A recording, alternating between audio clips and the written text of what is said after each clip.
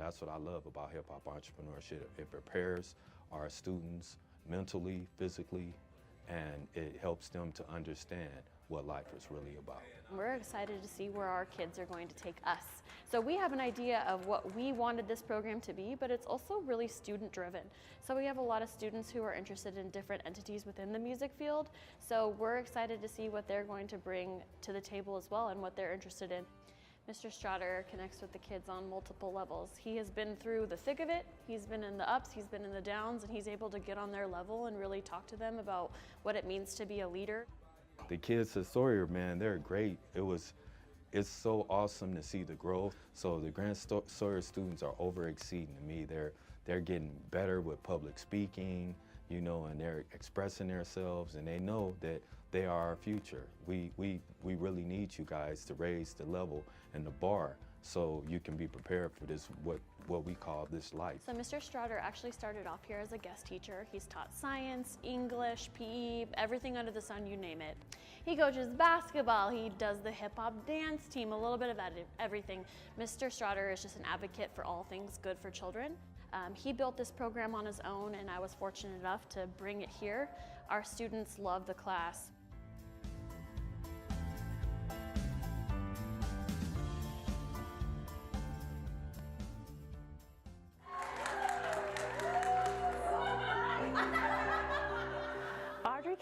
She actually has worked here a few years as an SBTA and finished up school last year, and the second she applied, we took her in. She's part of our family. She's so dedicated and committed to our kids, and I know that she just makes a wonderful addition to our staff this year as a licensed teacher. I was actually doing in-home ABA therapy with autism, and then this just kind of felt like the next step, and I started off as an aide, and then I just went to school, and here I am. Our primary autism students of special needs need so much. They need so much care, love, attention, somebody that's going to pour their heart into the classroom and make sure that they get everything they need. And with students in our autism class, they're at all different levels. Every day is like they pick up something new. It's a milestone, and it's excitement. I got to tell mom and dad, you know, every day is a new day. And we start off with love. And you know, if today we're just not feeling it, then hey, we're gonna save that for another day, and you know, we're just gonna take it slow. They've definitely taught me. It's very fulfilling. Yeah, I love these kids.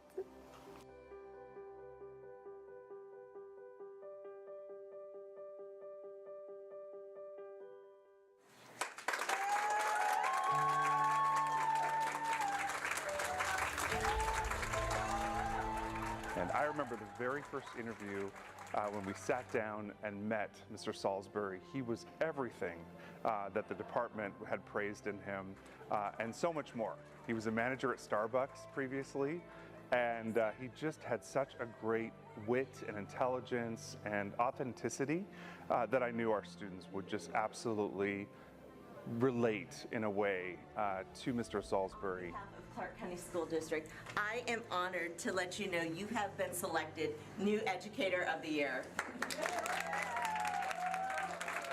I was working for Starbucks, and I was working on a ARL program that I enrolled in through Alta so I could start teaching. Even if you can't reach every kid, you're going to reach and change lives somewhere along the way. Their buy-in, so just want to say thank you. Continue doing the amazing work you're doing on behalf of the students here at Desert Oasis. So congratulations. We're so excited to have him aboard with us as one of our newer members. He is the future of our school in many ways, especially in our English department.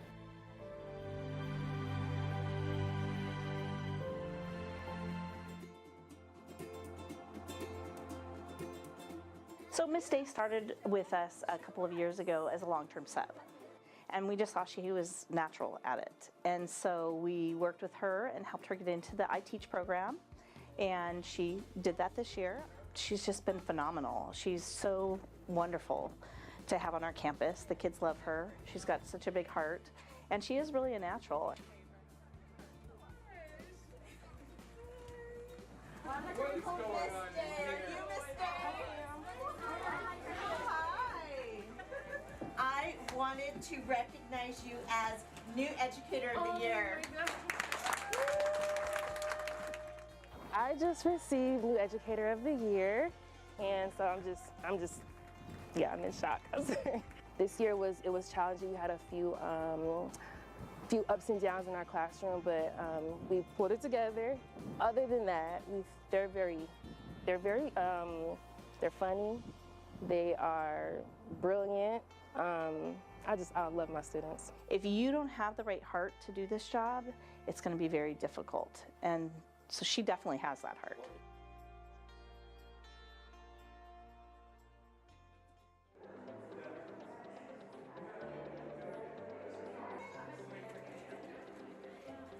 Not only does she help support our social emotional learning blocks in all of our grade levels by pushing in and providing whole group lessons, but she supports our students in our MTSS frameworks and students who've had unique challenges throughout the school year as well, working with them in smaller groups to help support their learning. You know, starting out as a brand new counselor, I didn't know how easy it would be. And I think it takes time, but once they see that you're a safe person who wants the best for them and who is there to listen when they're going through things, they begin to trust very easily. It's very validating and very awesome to hear that people value my work and appreciate it, and yeah, I'm kind of speechless. We are here to recognize Ms. Sullivan.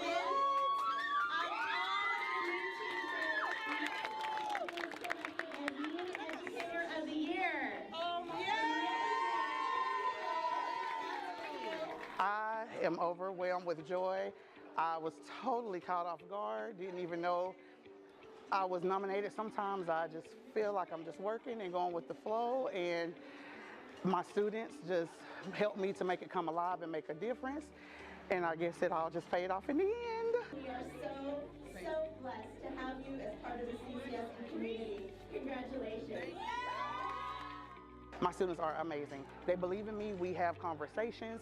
That's the first thing I did when I came in, is develop a relationship with them. If I can get them to trust me and they know that I care about them, then we go from there. They come in, I notice everything about them. If they got a new haircut, I want to know what they did on the weekends. I care about their family because that makes a difference in the classroom. I want to thank you for just coming into our school system, first-year teacher, wonderful 6th grade class. When you see those smiles on the kids' faces, it will keep you pushing. There is a need, and those kids over there, they need us. Sarah is kind of unassuming. She's calm, she's quiet, and when she gets into the classroom, it's magical. She really enjoys the kids, and you can tell it right off the bat. I won the New Teacher of the Year, and I was so shocked. I was not expecting it.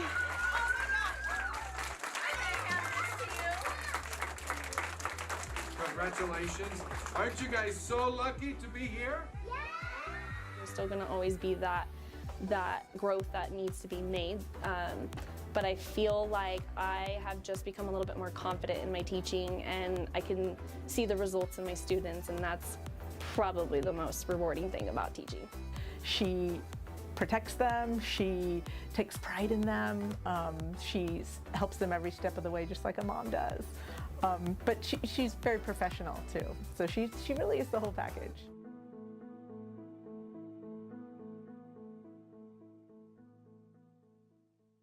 I think that students that enroll in dual enrollment or advanced placement or even CTE, our CTE students are taking industry recognized credentials.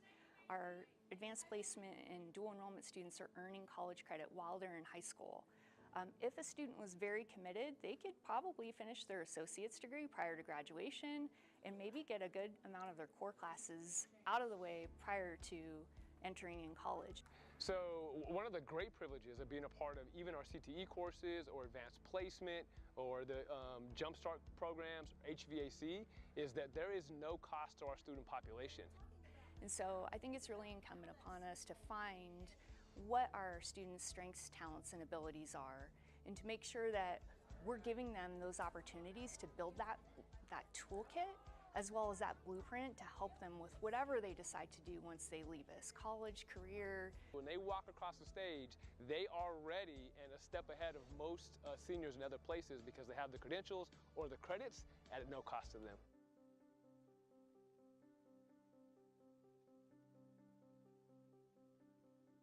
Pues es muy confortable porque en general it feels great to have a center like this. I don't feel lost, or the community doesn't feel lost because of the supports that we're receiving.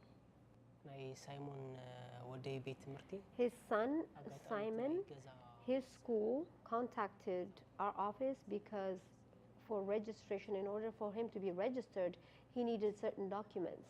And because he spoke Tigrinya, they referred him to our center. Family Support Center has been open since this last October, so less than a year.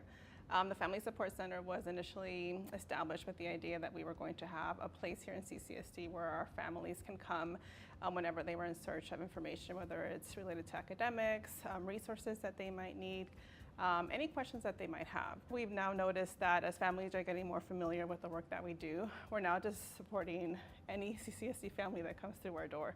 So we really started to kind of expand the supports and services beyond just supporting newcomer students and families.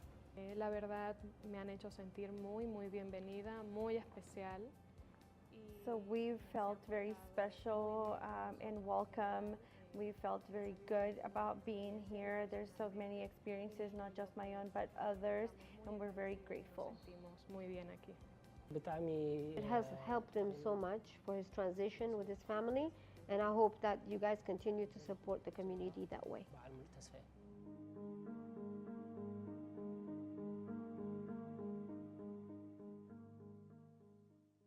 The goal of the Transformation Network was to match the expertise of educators with the needs of students. We needed increased support. We needed increased professional learning to bridge that gap so that we could meet our students' needs. A lot of people ask, why just elementary school? Because elementary school is where kids learn literacy. If they don't leave elementary school literate, they're going on to middle and high school. They don't have access to education. What is key about the Transformation Network is they are not in our schools telling us what to do. They're in our schools to talk through the problems. What I see from the Transformation Network is that they're looking at the school community as a whole, working with me to say, hey, these are mitigating circumstances that, no, you can't control them, but how can we address them? We have a coach that works directly with us, and he's available to come in and do professional development for us on our Tier 1, our basic instruction. They send in subs to cover those teachers so that they can actually go to professional development, which is something that we've never had in the past. What's beautiful about it is they're seeing what's happening in all of these other transformation schools. So, and at a very deep level, just like at my school, at a very deep level. But they can bring those fresh eyes, fresh ideas to individual principals. Hey, so-and-so had a similar situation, this is what they did, this is how they tried it. We have put together an amazing team. They are coaches. They are there to help, they are there to support, they are there to provide professional learning. They are there to meet people where they're at and help that school move a step forward to better serve kids.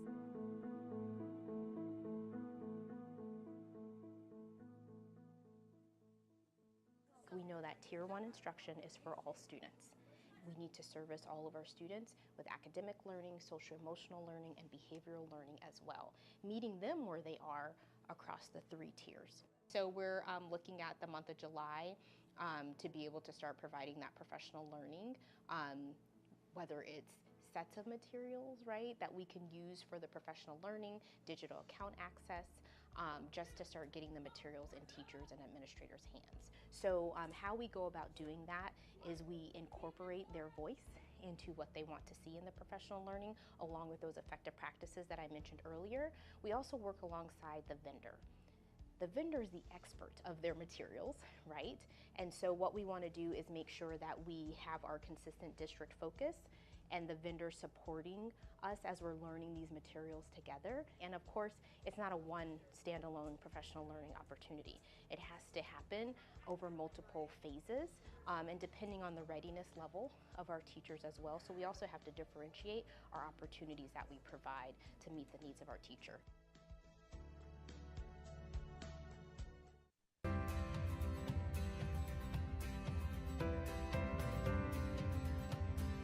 So that's what I love about hip hop entrepreneurship. It prepares our students mentally, physically, and it helps them to understand what life is really about. We're excited to see where our kids are going to take us. So we have an idea of what we wanted this program to be, but it's also really student driven. So we have a lot of students who are interested in different entities within the music field. So we're excited to see what they're going to bring to the table as well and what they're interested in. Mr. Strader connects with the kids on multiple levels. He has been through the thick of it, he's been in the ups, he's been in the downs, and he's able to get on their level and really talk to them about what it means to be a leader. The kids at Sawyer, man, they're great. It's so awesome to see the growth. So the Grand Sawyer students are over exceeding me. They're getting better with public speaking, you know, and they're expressing themselves, and they know that they are our future. We really need you guys to raise the level and the bar so you can be prepared for this, what we call this life. So Mr. Strader actually started off here as a guest teacher. He's taught science, English, PE, everything under the sun, you name it. He coaches basketball, he does the hip hop dance team, a little bit of everything. Mr. Strader is just an advocate for all things good for children. He built this program on his own, and I was fortunate enough to bring it here. Our students love the class.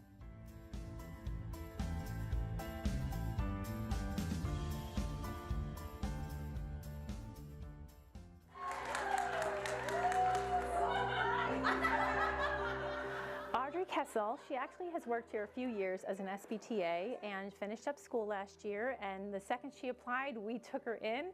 She's part of our family. She's so dedicated and committed to our kids, and I know that she just makes a wonderful addition to our staff this year as a licensed teacher. I was actually doing in-home ABA therapy with autism, and then this just kind of felt like the next step, and I started off as an aide, and then I just went to school, and here I am. Our primary autism students of special needs need so much. They need so much care, love, attention, somebody that's going to pour their heart into the classroom and make sure that they get everything they need. And with students in our autism class, they're at all different levels. Every day is like they pick up something new. It's a milestone, and it's excitement. I got to tell mom and dad, you know, every day is a new day, and we start off with love. And you know, if today we're just not feeling it, then hey, we're gonna save that for another day, and you know, we're just gonna take it slow. They've definitely taught me. It's very fulfilling. Yeah, I love these kids.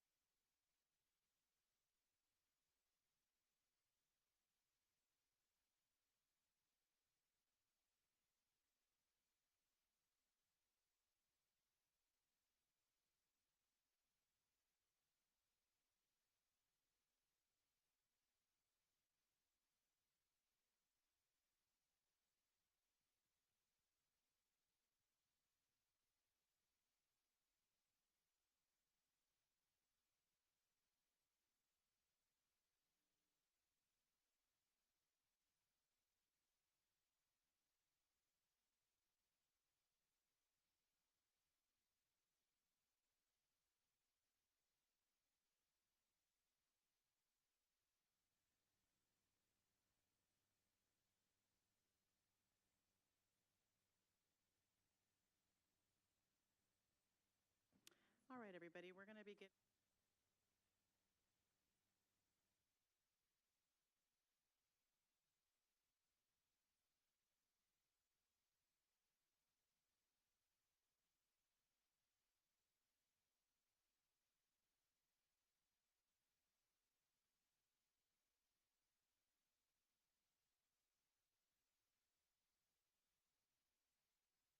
To the School Board of Trustees meeting. I'm President Garcia Morales, and I would like to call this regular board meeting of October 12th, 2023 to order.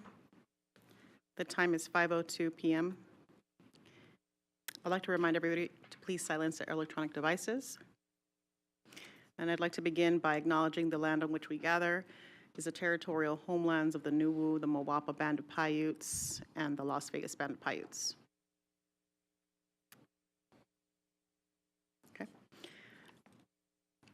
I want to acknowledge that Trustee Williams and Trustee Guzman are on the line. Okay. We'll begin with a flag salute led by Trustee Cavazos. Trustee Cavazos.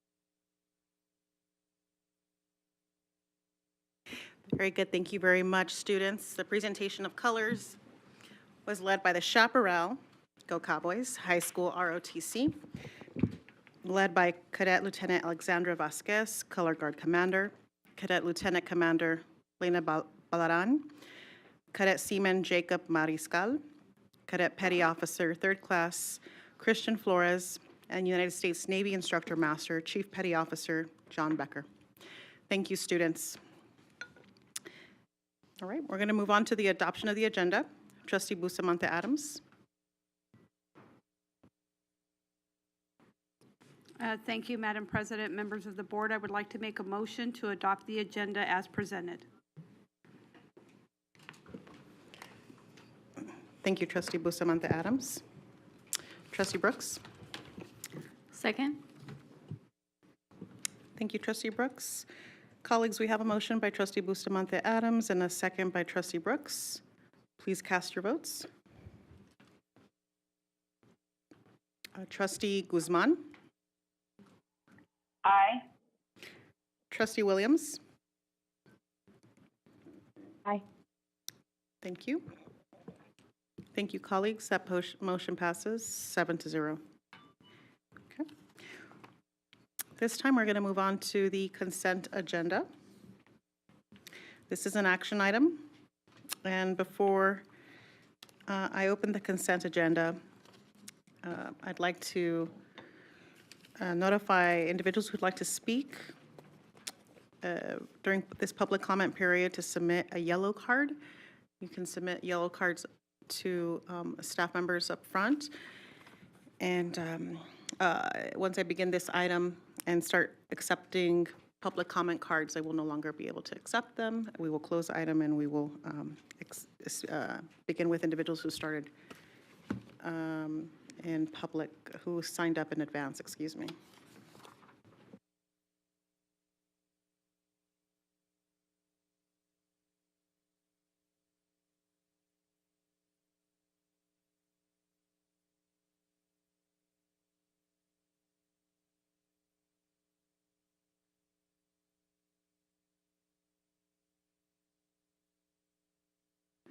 All right, we're going to hear from public comment first. And individuals who signed up in advance for items 2.0. We have James Bayless, Mr. Bayless, followed by Anna Binder. Hello, ladies of the board, Dr. Jara. So I mainly came to address 2.5. I was mainly just looking at that one. Would it be surprised to let you guys know that, ironically, the 2.5 person was in that packet I gave you guys last time I was here. It was about basic. His name's Tim Birch. I have his card. And I have about a stack of emails about a mile high with his name that has a lot of names that we're not allowed to say and a lot of situations that we all know about. And it's in that stack that I gave last time. So yeah, just to let you know that I don't think 2.5 would pass because then you'd be bribing a witness. Just putting that out there. You guys have a good one. Ms. Binder? I'll pass. Thank you. All right, at this time, we have no more public comment on 2.01. Trustee Bustamante Adams? Thank you, Madam President. Due to my work affiliation to item number 2.09, I will be abstaining from voting on the entire consent agenda. Thank you, Trustee Bustamante Adams. Okay. Colleagues, at this time, no more public comment. I'm looking for a motion. Trustee Brooks? Thank you, Madam President. I move to approve the consent agenda. Thank you, Trustee Brooks. Trustee Cavazos? Thank you, Madam President. I will second that motion. Thank you, Trustee Cavazos. Okay, colleagues, we have a motion by Trustee Brooks and a second by Trustee Cavazos. Please cast your vote. Trustee Guzman? Aye. Trustee Williams?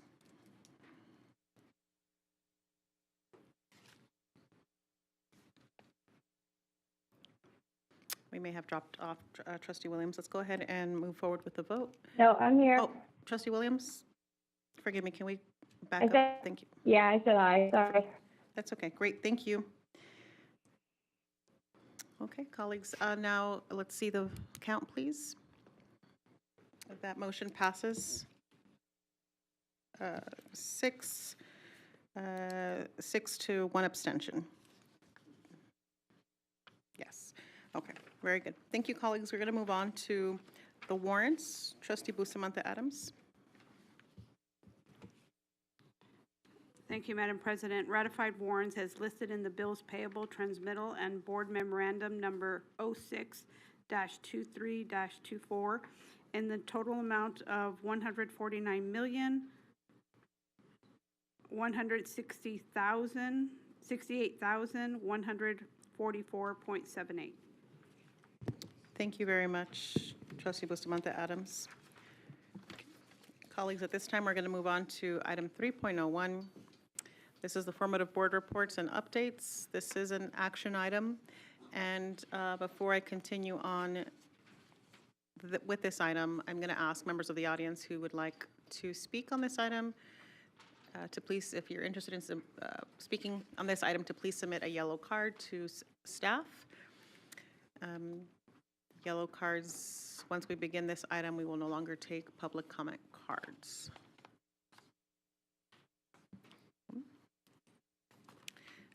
Okay, we'll start with the presentation first, and then we'll read off the public comment cards. Thank you, Dr. Jara. Dr. Mansell, welcome. Dr. Mancy, welcome. Madam President, members of the board, Superintendent Jara. For the record, Dustin Mansell, Chief Academic Officer. I am joined by Greg Manzi, our Assistant Superintendent of the Assessment, Accountability, Research, and School Improvement Division. We thank you for this opportunity to provide an update on Clark County School District's progress on student achievement.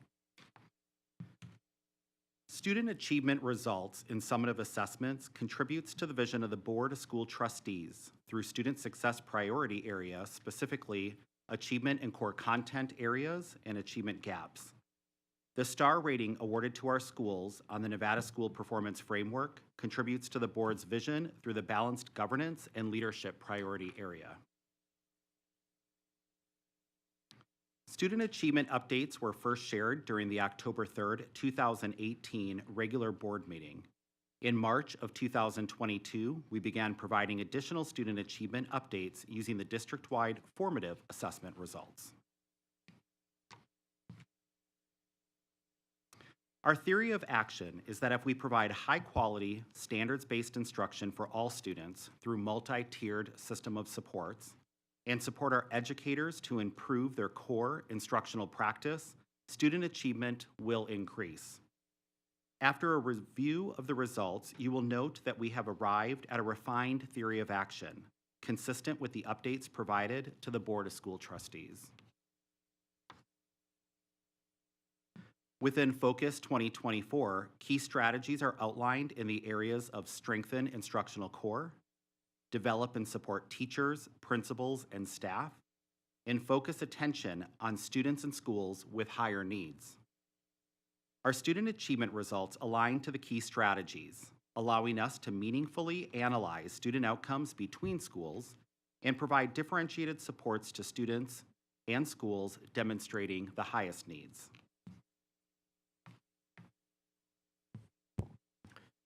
Madam President, members of the board, Superintendent Jara. For the record, Greg Manzi. A balanced assessment system includes formative and summative assessments that provide data to guide instruction and improve performance for every single student. In January 2023, we provided an update related to the student achievement exploring the MAP growth assessment results from winter. MAP growth is administered 3 times per year as the district's formative assessment or assessment for learning, used to monitor student progress. Tonight, we will explore the results of the summative assessments administered in the state accountability system as a measure of student learning. Each of the slides presenting district results will follow the same format. The grade level, assessment, subject area, and years will be listed in the title. 2 lines appear across the width of the charts, with the dotted line representing the district rate for 2018-2019 and the solid line representing the district rate for 2022-2023. For each set of bars represents the student group's results by ethnicity, English language learners, students eligible for special education, and Title I schools. On the first slide, you will find the proficiency results in English language arts on the Smarter Balance Assessment Consortium, or SBAC, for students in grades 3 through 5. This group of students were in kindergarten through grade 2 at the onset of the COVID-19 pandemic. The impact on literacy learning during this time is evident in the results as we experience a small year-over-year decline, with some student groups demonstrating improvement. The next chart presents the results of grade 3 students in English language arts as measured by SBAC, commonly referred to as our measure of read by grade 3. When we review the grade 3 results in English language arts, we observe rebounding proficiency rates among almost all student groups from the prior year. Students in grades 6 through 8 did not demonstrate year-over-year improvement in English language arts. The year-over-year rate declined from 41.6% to 37.9%. We will review the reflections later in this presentation, but we must acknowledge here that the delay from the Nevada Department of Education in approving adopted English language arts Tier 1 instructional material and years of underfunding has impacted our student outcomes for literacy. The ACT serves as the state accountability assessment at the high school level. Here, 5 years of results are available as the ACT was administered during the 2019-2020 school year prior to the school closures. To be considered proficient in the state of Nevada on the ACT in English language arts, students must have a score of 17 or better. Over the 5-year period, the proficiency rates in English language arts for grade 11 students demonstrates uneven progress, with some student groups maintaining prior proficiency rates, while others demonstrate small declines. We also observe that we have nearly returned to the rate of the 2018-2019 school year. For additional comparison, we can observe English language arts proficiency for students in grades 3 through 8, with rates for Nevada and the district displayed on the lines across the graph. Nationally, there are mixed results in English language arts for students in grades 3 through 8, including some states that recently shared a continued decline. The district strategic plan, Focus 2024, established targets in 2019, in advance of the COVID-19 pandemic that had an unprecedented nationwide impact on student achievement. The targets shown tonight are from the original plan and remain unaltered as we report out the results and status. For the 2022-2023 results, we did not meet the initially established targets for English language arts proficiency. However, we observe year-over-year improvement for grade 3 and grade 11 English language arts. Student group gaps are calculated based on the difference between the highest performing and lowest performing student groups as outlined in the district's strategic plan, Focus 2024. We measure this for monitoring progress in more equitable outcomes among different student groups. For the 2022-2023 results in English language arts, year-over-year improvement is observed for all student group gaps, which is displayed in yellow. We now transition to mathematics results for the 2022-2023 school year. On this slide, you'll find the proficiency results in mathematics on SBAC for grades 3 through 5. Here, we observe 2 consecutive years of improvement for the district and all student groups in the results from the 2020-2021 school year to the 2022-2023 school year. The observed improvement is supported through the implementation of consistent, standards-based, high-quality, Tier 1 instructional materials. The results are also a testament to the hard work of our educators in learning and implementing the standards-based Tier 1 instructional materials. While our students are rebounding, we have additional improvement to gain before we see a return to our 2018-2019 student outcome levels. Achievement gaps are still present as we look at the results across student groups. Students in grade 6 through 8 did not rebound at the same rates as our elementary students, but we still observe improved rates across nearly all student groups, including Black African American, Hispanic Latino, and 2 or more races. The proficiency rate in mathematics for students in grades 6 through 8 as measured by SBAC was 23.4%, representing an area we continue to remain focused on improving during the 2023-2024 school year. 5 years of results are available for the ACT in mathematics. To be considered proficient on the ACT in mathematics in the state of Nevada, students must have a score of 20 or better. Over the 5-year period, the proficiency rates in mathematics for grade 11 students demonstrate declines and an overall district rate of 19.2%. The achievement gaps across student groups in mathematics are also apparent and continue to promote a sense of urgency as we work to address student needs. To compare rates, we're able to review mathematics proficiency rates for students in grade 3 through 8 with rates for Nevada and the district displayed as the lines across the graph. For the 2022-2023 results in mathematics proficiency, we did not meet the initially established targets in each grade band. We did record year-over-year improvement in grades 3 through 8 across all student groups.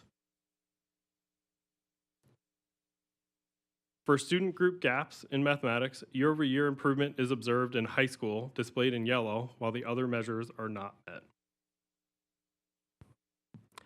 Our last achievement area for tonight's presentation is science. On this slide, you will find the proficiency results in science as measured by the state criterion reference test. Science at the elementary level is taken by students in grade 5. This is important to note as our ability to gauge improvement within the grade bands based on a state assessment is less sensitive than in the other content areas that assess additional grade levels. In middle school, students in grade 8 take the state science criterion reference test. The middle school science results represent our highest overall proficiency rate at 29.5%. At the high school level, we observe a district proficiency rate of almost 19%. This measure includes all students that participated in the assessment during the 2022-2023 school year. For the comparison data, we reviewed grade 5 and grade 8 results. Here you can find the updated Nevada and district rate.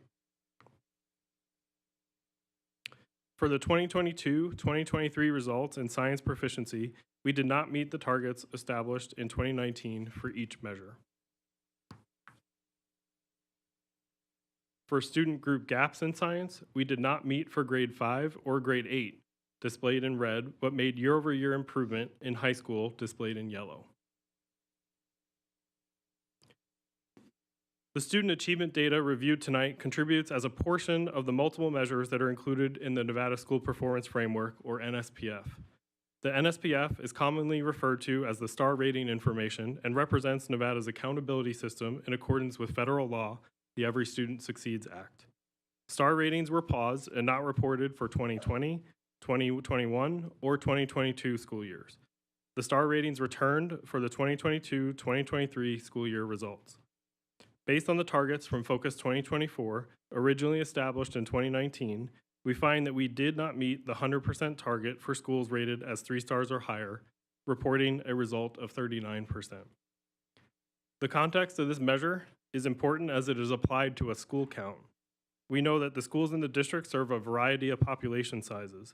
When applying this analysis to the school enrollment, we learned that schools rated 3 stars or higher during the 2022-2023 school year actually served nearly 50% of the student enrollment in the district.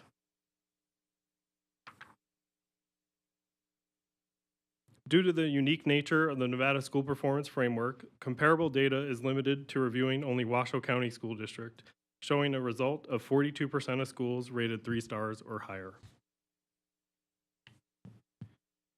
Madam President, members of the board, Superintendent Jara. For the record, Dustin Mansell. When considering student achievement, we encountered several challenges during the 2022-2023 school year. These include inconsistent implementation of Tier 1, Tier 2, and Tier 3 instruction, delayed adoption of Tier 1 instructional materials for English language arts by the Nevada Department of Education, which occurred in March of 2023. This delay had a big impact on the Clark County School District, including shipping materials through the first month of school and the inability to provide professional learning until all the materials arrived. This ripple effect impacted our educators and our students. We will, though, continue to monitor the arrival of these materials and ensure each classroom has what they need. Inconsistent implementation of Tier 1 instructional materials. As a reminder, CCSD rolled out Tier 1 instructional materials for mathematics in kindergarten through grade 8 and Algebra 1, Algebra 2, and Geometry in fall 2021, and Tier 1 instructional materials for science in kindergarten through grade 8 in fall of 2022. I want to stress that it will take time for our educators to master the craft of developing and delivering instruction utilizing these Tier 1 instructional materials. And you will see that we are addressing this challenge when we discuss the lessons learned.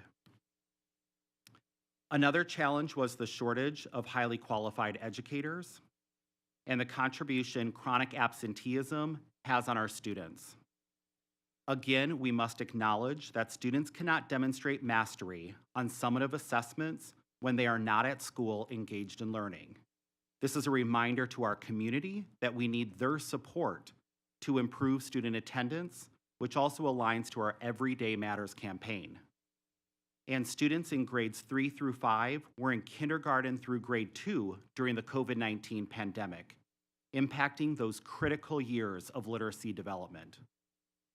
Even with these challenges, there are successes to celebrate. These include the investment in the science of reading professional learning for selected elementary schools, educators having access to standards-based Tier 1 instructional materials in mathematics and science. This is also a win for our students, as students across the Clark County School District now have equitable access to learning materials to support their learning. Professional learning has been facilitated, focusing on district systems and structures, including professional learning communities, the teaching and learning cycle, and MTSS. And we implemented monitoring tools with principals and principal supervisors to support schools' improvement plans and actions. Our lessons learned include that a full academic recovery, as observed locally and nationally, will require a multi-year effort. That district instructional systems and structures are necessary, such as our teaching and learning cycle. The implementation of intentional monitoring tools to provide on-site coaching and differentiated support with principals and principal supervisors. High-quality, standards-based Tier 1 instruction is supported by the purchase of our Tier 1 instructional materials. And again, I want to thank the Board of School Trustees and Dr. Jara for prioritizing those purchases, ensuring that our schools receive the instructional materials they need to provide high-quality Tier 1 instructional lessons throughout the day. And the implementation of instructional systems and structures require ongoing job-embedded coaching.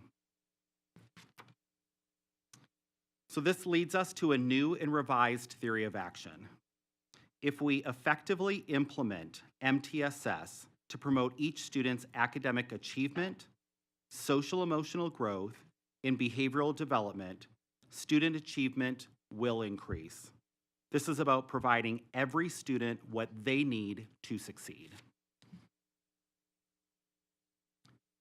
This slide outlines our next steps to support increased student achievement, which there are 4 that I would like to highlight. First, we will continue to monitor Tier 1 instruction expectations and student progress using MAP growth. Second, we will continue to enhance the ability to monitor the implementation of standards-based Tier 1 instructional materials with look-for tools and other supporting documents. Third, we will continue to engage leaders, strategists, and educators in ongoing professional learning to strengthen instructional systems and structures. And fourth, we will expand professional learning opportunities on the Clark County School District's coaching framework for educator success. Thank you for this opportunity to share the presentation regarding student achievement. At this time, we will pause and take any questions from the board. Thank you, Dr. Mansell. Thank you, Mr. Mancy. I'm going to turn it over to Dr. Jara. Yes, thank you, Madam President, members of the board.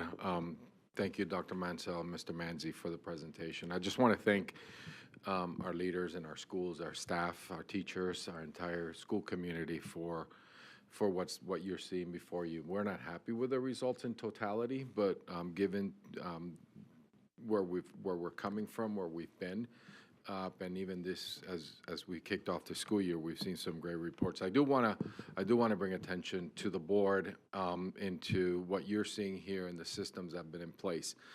We're following research by national experts. If you recall, in June of 21, the Council of the Great City Schools released their report, Mirrors or Windows, and really looking at systems in urban America, the 77 urban districts, looking at systems where children and school districts are outperforming and really beating the odds in students at level of poverty. What they do is an aligned curriculum that's aligned to their standards, professional learning, consistent professional learning, and a balanced assessment, and then continue to relentlessly monitor. That's what we have been putting in place, and really, last week I was at ALAS and kind of had an opportunity to thank the Secretary for the federal dollars that the federal government, the current administration, invested, and we purchased instructional materials, and I thank them for us to be able to adopt Envision 2020, Amplify, and then currently our ELA. So the future is bright for the Clark County School District. Our teachers are working extremely hard in really learning the curriculum. I was at a school today, and as I'm hearing and seeing the teachers and their frustration because we're receiving the materials now for ELA. We should have received it this summer for the professional learning, but I said just be patient and it'll come. But I just wanted to thank the team centrally, but then especially in our schools with the work that's going on. So thank you. Thank you, Dr. Jara. Colleagues, at this time, we'll take questions.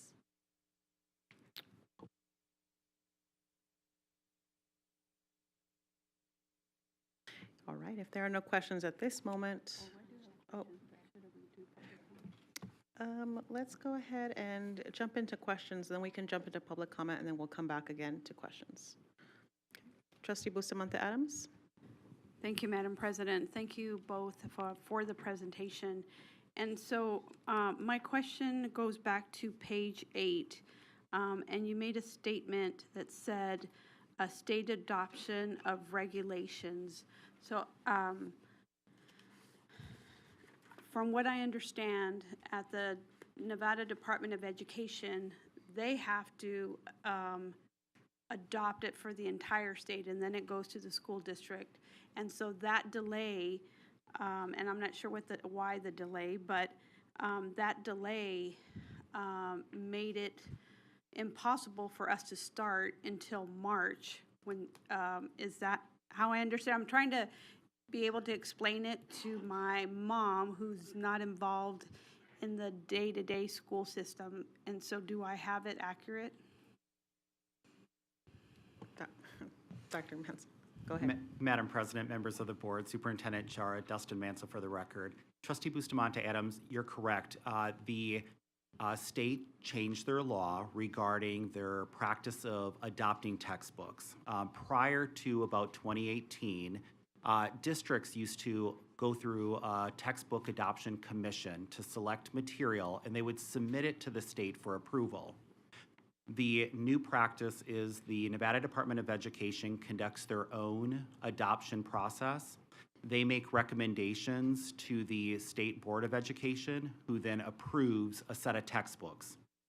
We are not allowed to select Tier 1 instructional materials unless it is on that state-adopted textbook list.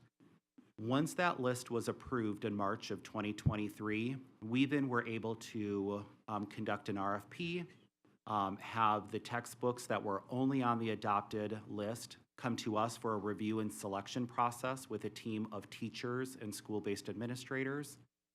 They then selected the material, which then we worked with the purchasing department to have a contract to come. So yes, we can only select materials from the state, so we had to wait for them to publish that adopted list. Thank you for helping me understand that process. And then I just do have another question. Then I don't know what page it was, but it was about setting the targets from the original plan, which were pre-pandemic. So I don't know what, but my question is, nobody anticipated the pandemic. And so now that this region has gone through the crisis, is there a thought to reset the target because it was abundantly aggressive, right, 100%? So is there a thought process to change the target, and when could it be changed now that we know more of a realistic picture? Dr. Jara? Thank you, Madam President, members of the board, Trustee Bustamante Adams. That is part of where, and absolutely right, very aggressive coming in, and I think right now we know a lot more as we recovered. What we're waiting and working with the board once we go into the community, I think now, as we did last time, a little bit different this time for the strategic plan, whatever we call it, Focus 2026, 28, whatever the board decides. This is the next step for the board to go into the community and set priorities.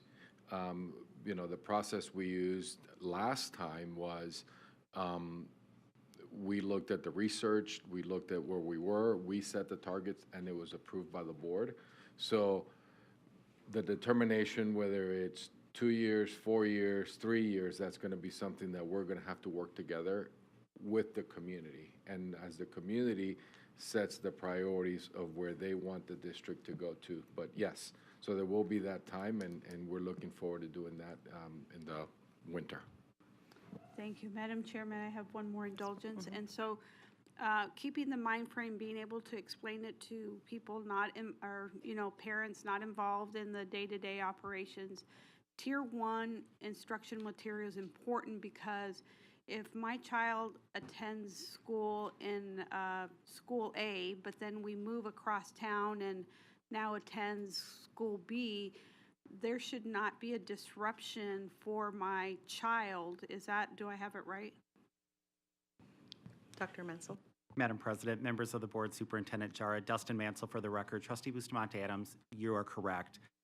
It's a district-wide Tier 1 instructional purchase, which does mean that if your child transfers from one school to another, they are familiar with the same instructional materials. Our district has also developed pacing guides. So every school is in about the same place. We know that some teachers may have to adjust based on how their students are performing to the instruction. But yes, there's that consistency across to every single school. Something to add to that is it's not just a benefit for our students who are transferring, it's also a benefit for our teachers who also transfer from one school to another. It ensures that every teacher can continue to provide high-quality Tier 1 instruction with the same materials they are comfortable with and trained on from one school to the other as they move. And it's also a benefit for our principals. So as assistant principals become promoted and they have been taught to be instructional leaders as an assistant principal, when they transfer to their new school into the principalship, they also now have the background knowledge and conceptual understanding of leading a campus with the instructional materials they had professional learning on. Thank you, Trustee Bustamante Adams.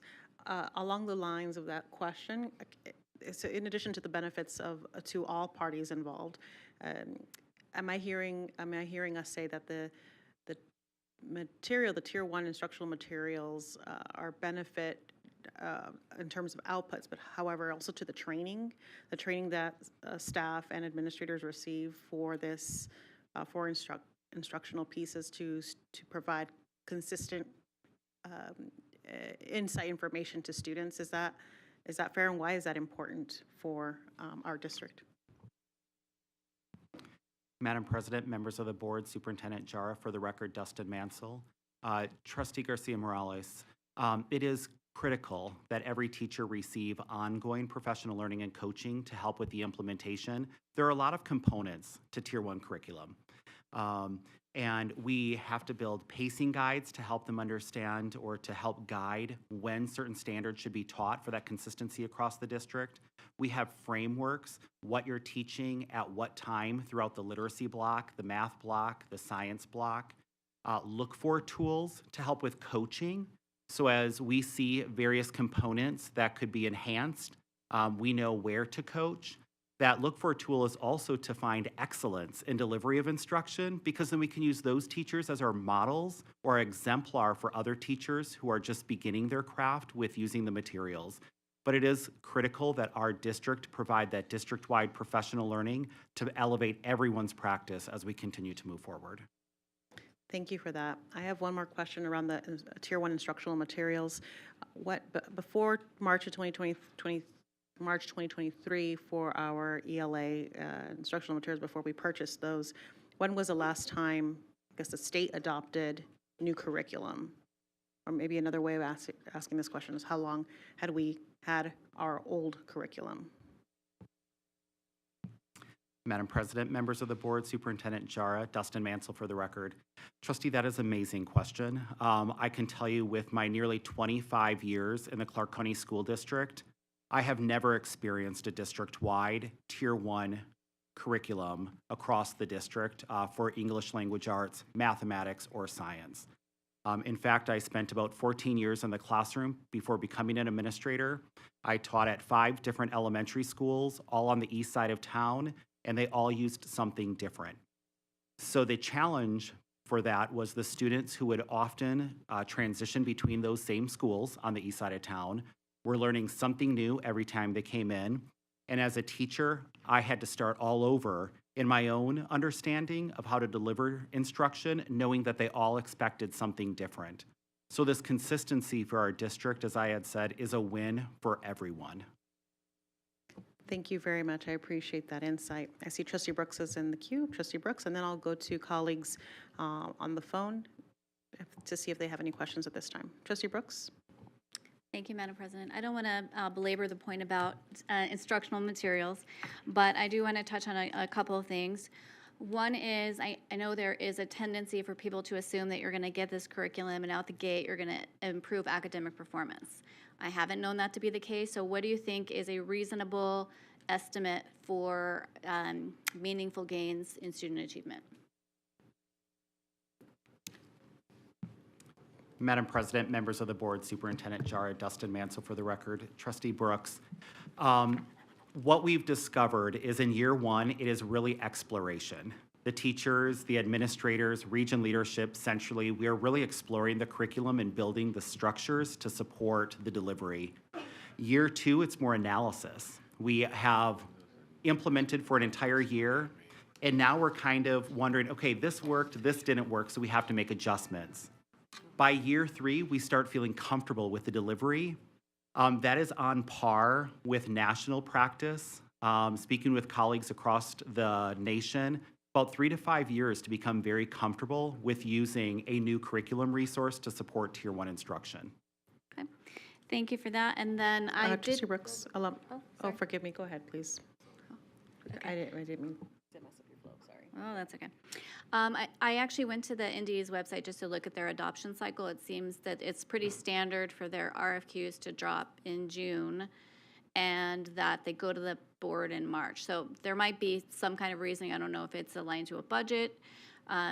You did talk about the difference between 2018 and now and the process. Did something legislatively change, or was this a process that was changed at the NDE level organizationally?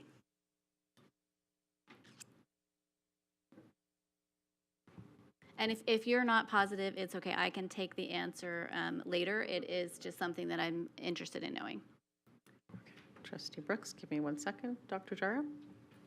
Madam President, members of the board, and I apologize for signaling. I wanted just to go back to the question around how long does it take, and when you look at, and I don't know if I mentioned when you go back to the Windows and Mirrors report, it was 10 years of data looking at NAEP, which is Nations Report Card, and it was the districts that were highlighted was Chicago, Miami, Dallas.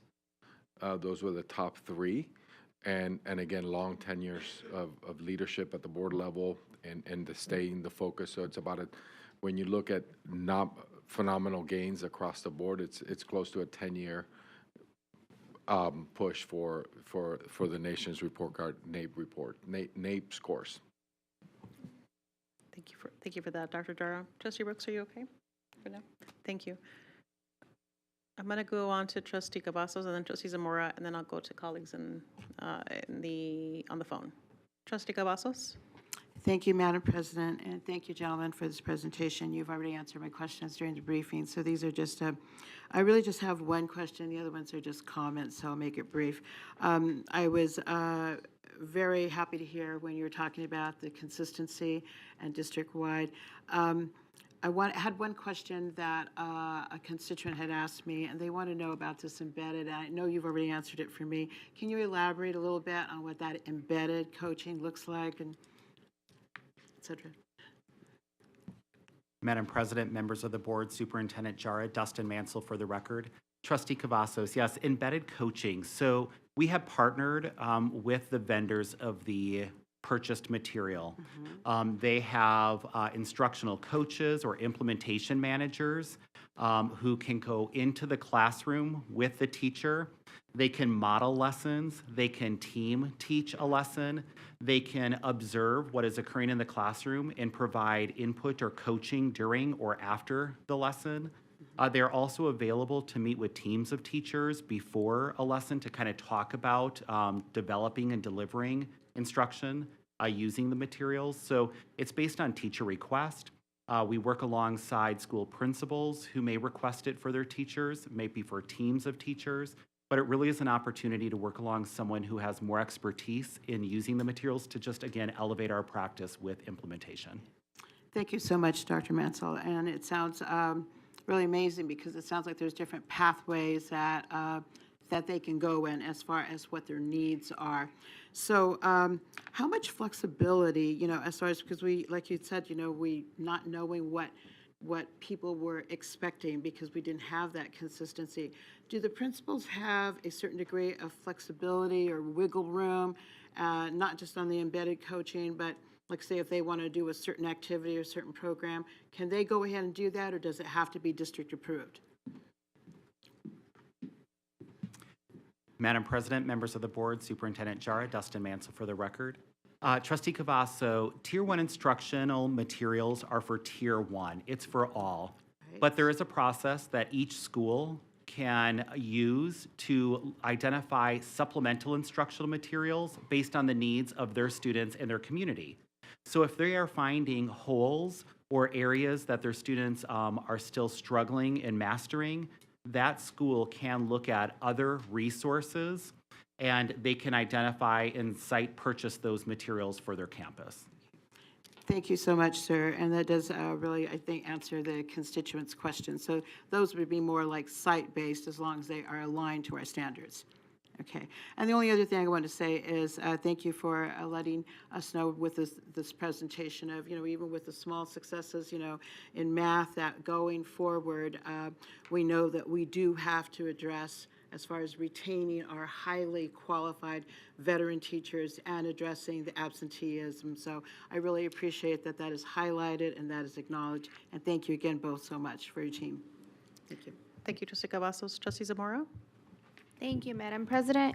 Thank you for the presentation. The last bullet point are your challenges, though. The students in grade 3 to 5 were in kindergarten through second grade during the COVID-19 pandemic, impacting critical years of literacy development. That one's really personal for me because just having a fourth and fifth grader right now. So I can definitely relate to this being a huge challenge. And I'm a true believer that people who are closest to the problem are sometimes closest to the solution. So I'm wondering if there has been any conversations maybe with this group of teachers that are teaching 3rd through 5th grade of what are they seeing and maybe some of their opinions of some solutions they might have that because they're the ones dealing with it. Madam President, members of the board, Superintendent Jara, Dustin Mansell for the record, Trustee Zamora. Something that we began last year, working alongside teachers, we also received feedback from our site-based administrators. We developed Tier 2 instruction expectations. It is a framework to support the identification of students who are not mastering the standards with Tier 1 instruction alone. It's part of our MTSS framework. So we developed a system for identifying students who needed additional support through formative assessment and or diagnostic assessment.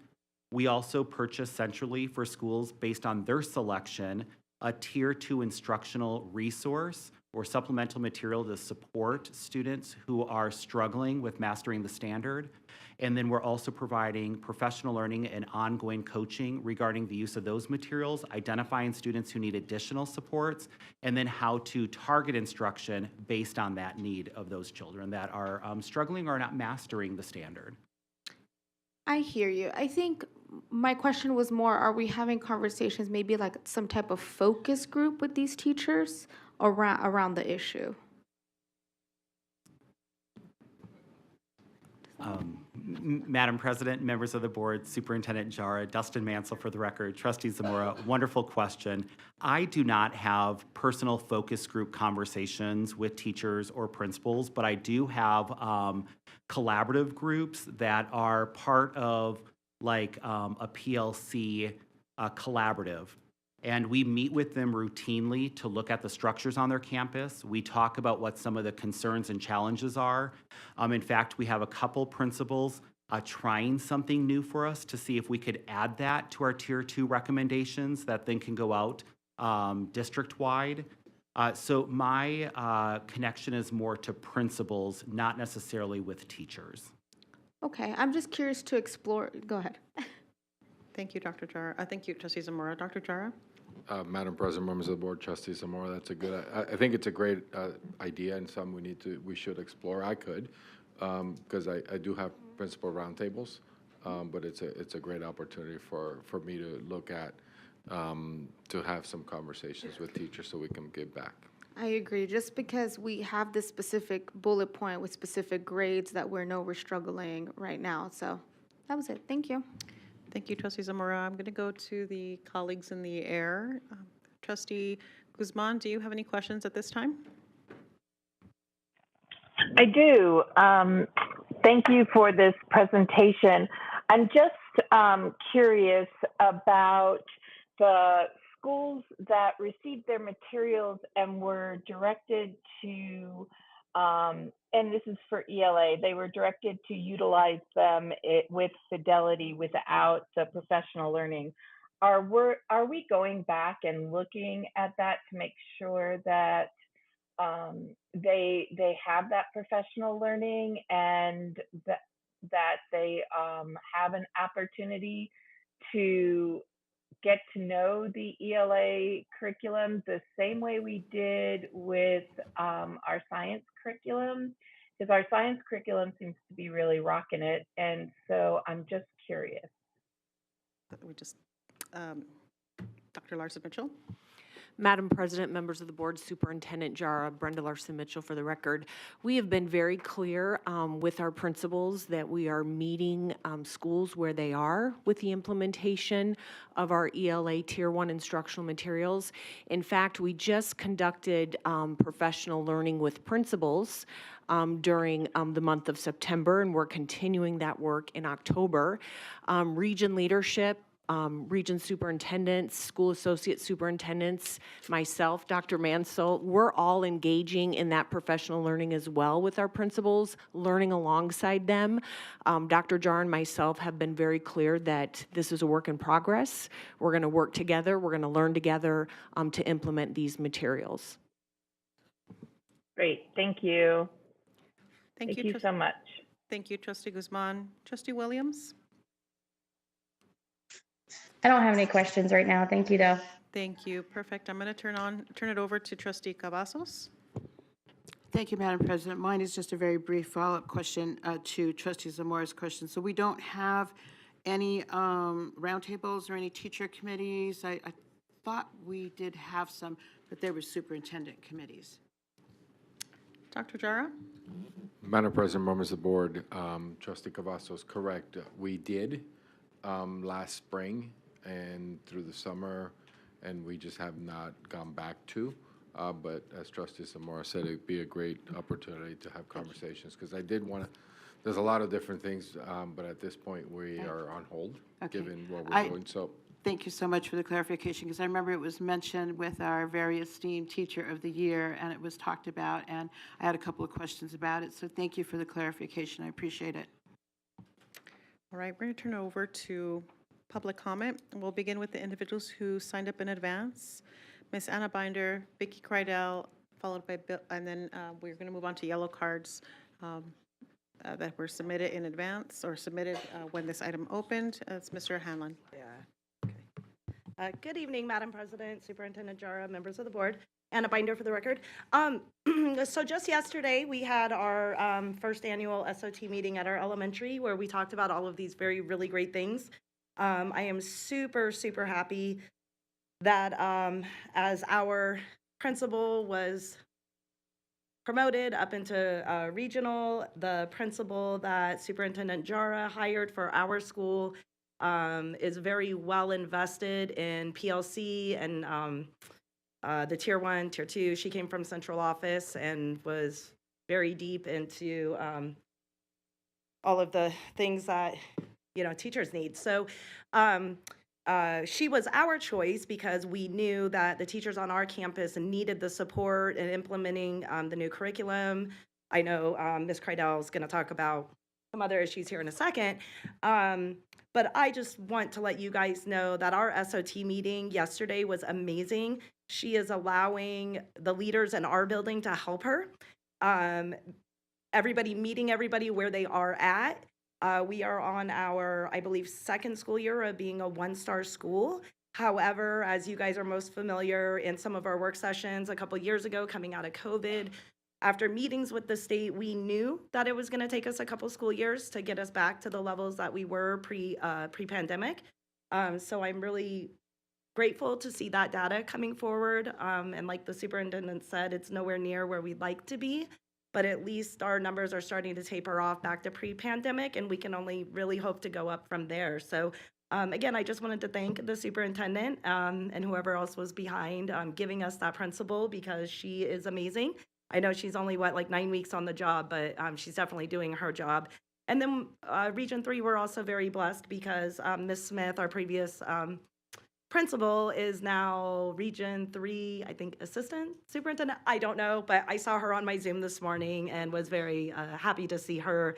She's an amazing leader too. So at least I know out in Henderson and for Region 3, we have some really great things in the pipeline, and I think our communities are going to keep benefiting from those decisions and changes. Thank you. Thank you, Ms. Binder. Ms. Cardell?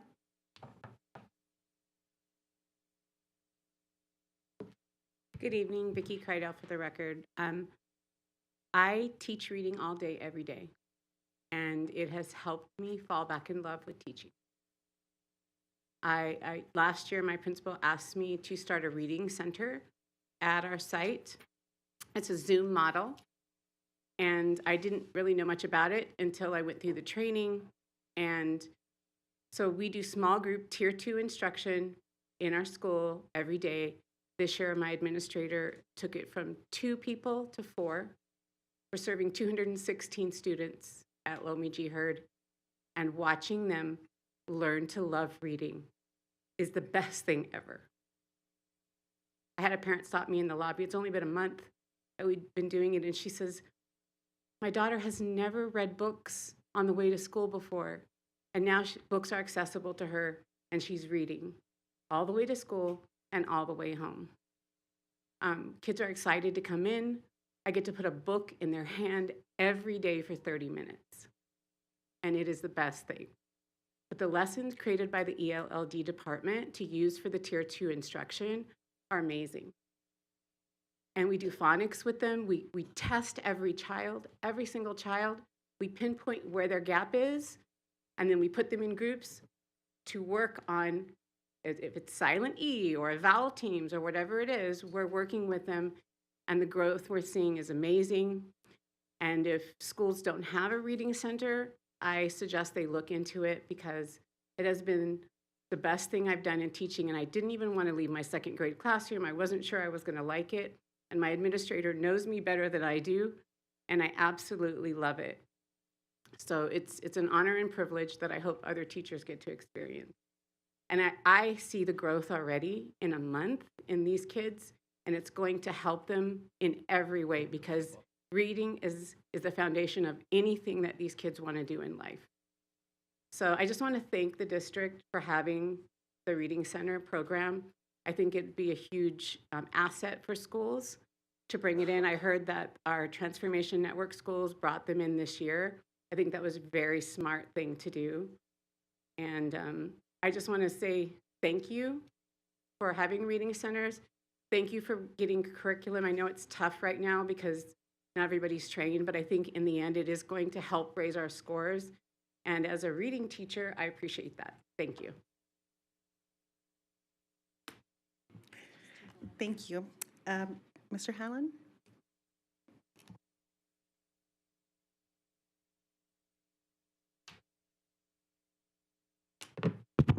My name is Bill Hanlon. I'm here and I want to talk about math. The school district for the last 4 or 5 years has been setting students up to fail math. I've been talking to people in the district for that many times. I've presented to this board a few times about what we're doing to set students up to fail. I've explained to this board over and over again that math is unlike other subjects. The order in which you teach math is important. Having mastery is important, and having that automaticity is important. And your policies have gone against that. Now you want to talk about having teachers use, quote, fidelity, which is going to clearly get in the way of helping our students learn. The idea of math being hard is just plain nuts. The nice thing about math is the math taught in elementary school is the same math that's taught in secondary school. The only changes are vocabulary, notation, and the pattern development that makes problems a lot easier. So in elementary school, you might teach about expanded notation. An algebra class is called a polynomial. In elementary school, you have to talk about flips, slides, and turns. Those transformations are called reflections, translations, and rotations in high schools. The way you multiply in 5th and 6th grade is exactly the way you multiply polynomials in high school.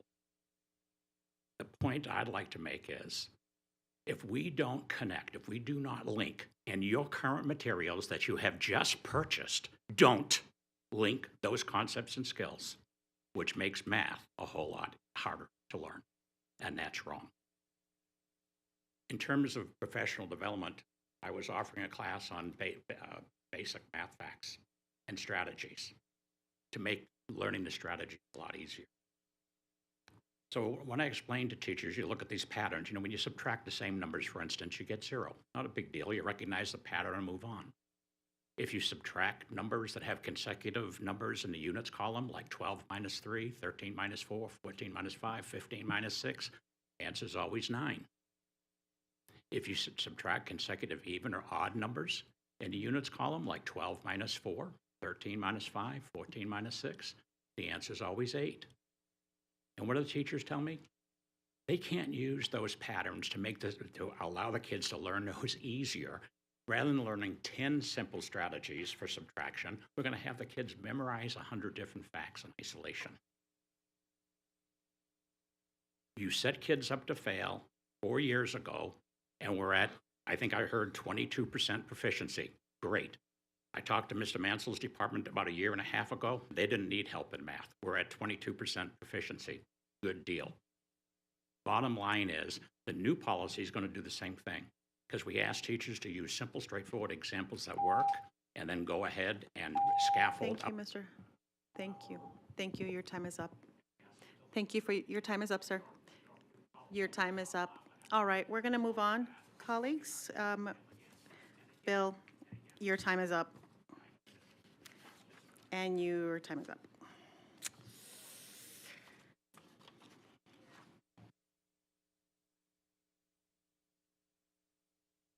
We are now, thank you, gentlemen, for your time. Appreciate it. We actually, forgive me, before I move on, we have to, hi, Mr. Bayless. Let's see. Just right now.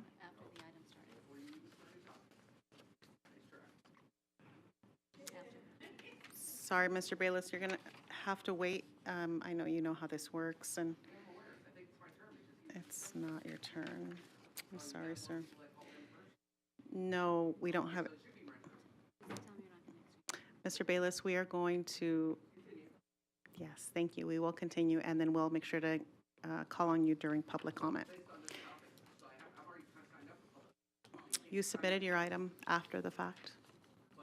Forgive me, colleagues. I failed to, at this point, I'm going to ask for another series of questions. There are no questions that I'm going to entertain a motion. Mr. Bayless, you have been through many meetings, and you know that engaging in this manner is not, is your first warning. Please don't have me ask you again. Thank you. Okay. All right, colleagues, at this time, if there are no other questions, I'm going to ask for a motion. Trustee Brooks. Thank you, Madam President. I move to accept the board report under 3.01. Thank you, Trustee Brooks. Trustee Bustamante Adams. I second that motion. Thank you, Trustee Bustamante Adams. Colleagues, we have a motion by Trustee Brooks, a second by Trustee Bustamante Adams. Please cast your vote. Colleagues on the phone, Trustee Guzman. Aye. Trustee Williams? Aye. Thank you. All right, colleagues, that motion passes 7-0. Thank you very much. Thank you, gentlemen, for your time.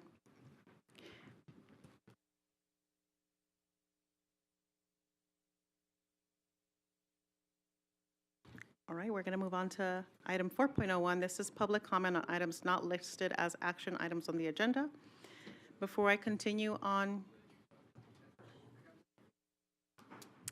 Before I continue on item 4.01, if there's anybody in the audience who would like to speak on this item, please submit your yellow card. Otherwise, once we begin the item, we will not be accepting yellow cards. I'll give everybody a couple seconds or so.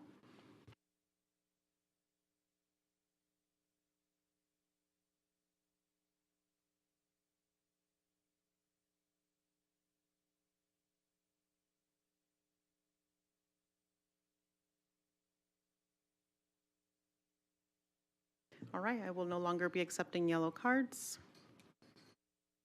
We'll begin with the individuals who signed up in advance. Mr. Bayless, you're first, followed by Tiffany Bermal, followed by Anna Binder, and then Vicki Cradell.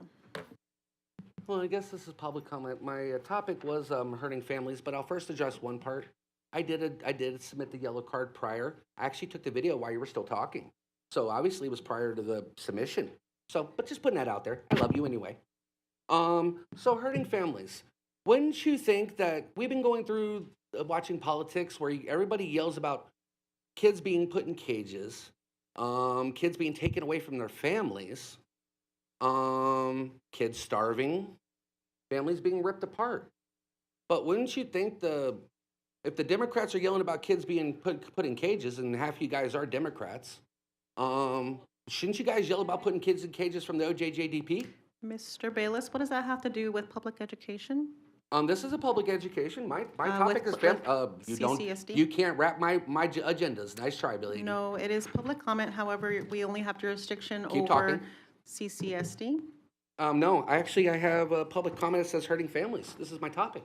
Okay, can you be very specific about what? I think I was until you were cutting me off. All right, I'll give you a couple seconds back. Well, you're still letting them drop down though. You just dropped me down, not up.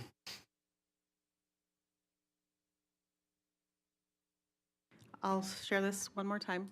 Mr. Okay, Bayless, so anyway, that as I your was saying, comments should be related to the Clark County School District. Thank you. Well, this is related to Clark School District. You guys are trying to arrest my kid with that same program. But as I was saying, moving along, as we're talking about the curriculum, since you want to go on that, they were talking about the distance when you try to get a kid in from one zone to another. I moved from Valley to Foothill. They said it was going to take 4 weeks to get it moved. So Valley decided to keep them in Valley, their system, while we moved up to Henderson, and we were Foothills territory. So your guys kept him in Valley while we already had moved, because we're in distance learning. They said there's no sense in moving them. That's a lot of work. So I even have the email. So I don't think this gentleman was 100% accurate. I know I've been reaching out to you guys as far as the legislature. I shouldn't even have to repeat myself about that. My kid was supposed to graduate this year. He's not going to be able to. Thanks. So yeah, that's the situation at hand. With as far as the curriculum, the problem is we have IEPs, right? And like this gentleman was talking about math. My son has some issues with math and reading. He can't even read past the 3rd grade. You know how I taught him math? Football, calculus, arm back, throw. How much pressure do you need to get it to point A to point B? Trigonometry, when you play pool, an angle shot. No. Get to their level. Make them understand it, not what you understand. It don't help, because you don't get the grade. They do. It's an IEP, individual educational plan, not an all-fits-all. So you might want to, you guys sound great on mic, but you might want to actually learn the laws while you're talking. Have a good day. All right. Tiffany, followed by Anna Binder, Vicki Cradell, and Stephen Phillips. Good evening, Dr. Tiffany Beamel for the record. May 1988, OK Adcock Elementary School. A group of 5th graders were learning about fractions when the walls of our portable classroom shook with a fury that truly felt like the world was ending. We thought we might be in an earthquake. Being 10 years old and curious, we ran outside onto the stairs in time to see a large cloud of smoke off to the southeast of the city. Adcock is located at US 95 in Torrey Pines. That's how far away you could see the smoke from the infamous PepCon explosion. My teacher, Mrs. Dumas, yelled at us to get back inside. She told us to duck and cover under our desks. There were 36 of us locked in that portable. That was 35 years ago. Portables have been used in CCSD for a long time. They were designed to be a temporary solution to classroom overcrowding issues and have become a permanent fixture, with some schools forced to have over 20 portables on their campuses. And many have major issues. For example, ceiling tiles that fall in when it rains, mildew and strange smells, old and stained carpets, stained walls, stairs, accessibility, and size issues.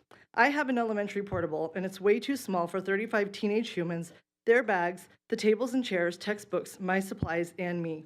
Other issues reported by different sites are cats being sealed under the structures, scorpions, bugs, rats, theft, especially with these new $3,000-ish interactive panel TVs in them, drive-by shootings in classrooms walls with actual bullet holes in them, blown breakers, beehives in the walls, mold, leaks, new thermostats that are controlled by central, so it's either ridiculously hot or cold. There's no inclement weather protection for our students as they walk in and out of the building. When it rains, they are soaked. They come into our freezing portables and we can't even turn on the heaters. There are no fire sprinklers, so we have to evacuate for fire drills. It's scary because who knows what's waiting for us outside. The people in the neighborhood know we evacuate. They watch us do it. The bathrooms are all inside the building, so it takes 10 minutes of instructional time for a student to go to the bathroom, and that's if they can find an exterior door that's unlocked. There has to be a solution to portable classrooms. Perhaps getting rid of the AB block schedule could be it. Students only need 22.5 credits to graduate in Nevada. But on block schedule, students earn 8 credits per year, or 32 credits by the time they graduate. That's a lot of extra classes. Block schedule itself is an issue when you look at the amount of minutes per class versus a traditional schedule. Block schedule sees students every other day for 85 minutes, giving you a total of 7,480 minutes per school year, while a traditional schedule sees students for 55 minutes every day, or 9,680 minutes. That's 36 hours difference. And let's not forget how many times student instruction is interrupted for presentations, testing, picture days, etc. Students on block lose a lot of instructional time compared to traditional or modified schedule.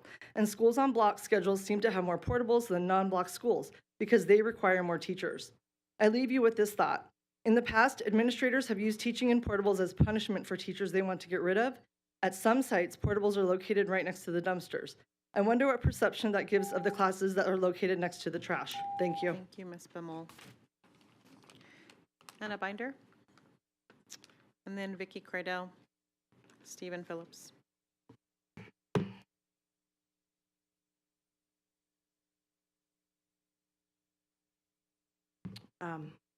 Thank you, Madam President, Superintendent Jara, members of the board, Anna Binder for the record. I actually was just coming tonight. We didn't think that there was going to be much here, but that's kind of why I passed the first time. But since I can't pass this time, as you know, I'm currently sitting in a place in the board room where I used to normally sit, and was just fine, and I am still fine, but the very person sitting behind me has pinpointed me as I think, a ringleader for standing up to them. They've been plastering my face all over their stupid Facebook pages. I'm gonna say that, I stand by that. So I'm standing here tonight to continue to let my community and our community know that we will not allow the normalization of hate to be present in this room. Whether that comes from the board and its leadership or us as the community, we won't stand for it. The aggressions we are seeing that include targeting our board, students, parents, staff, and educators is, excuse me, I'm speaking. I'm sorry, Ms. Binder. Thank you, ma'am. I'm not sorry, have but to it's stay- hard I know, to have I a know, train stay of thought. Stay Okay. here with me, please. Yep, okay. Members of the audience. This is excuse me, Ms. Binder, yeah. I've paused your time. That's okay, thanks. I need a moment, please. Thank you. I am asking members of the audience. Ms. Cardenas, I know you're familiar with being in the boardroom as well. And I'm going to ask you, you're not on the podium yet, okay? This is a business meeting. If we have a difficult time conducting ourselves per the document that is available outside, those of you especially who have been to board meetings understand this is a business meeting. You are addressing the board, not the audience, and the audience does not need to be providing commentary in any way, shape, or form. If you have a difficult time respecting those rules, we will give you one warning, and then we will escort you out. I'm not going to ask you again. I just.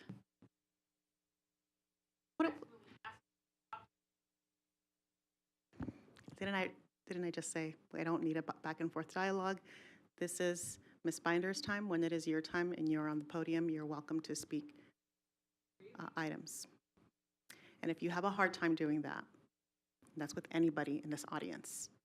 If you have a difficult time conducting yourself with decorum and following the rules, then we will ask you to leave. Thank you. Ms. Binder, please continue. Thank you, Madam President. Clark County School District is the largest employer in Southern Nevada, as well as home to over 300,000 students.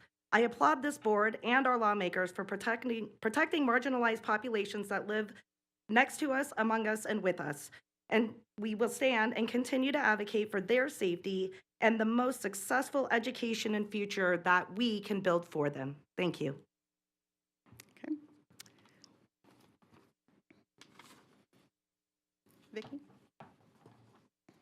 Vicki, Stephen, and Kiara. Okay.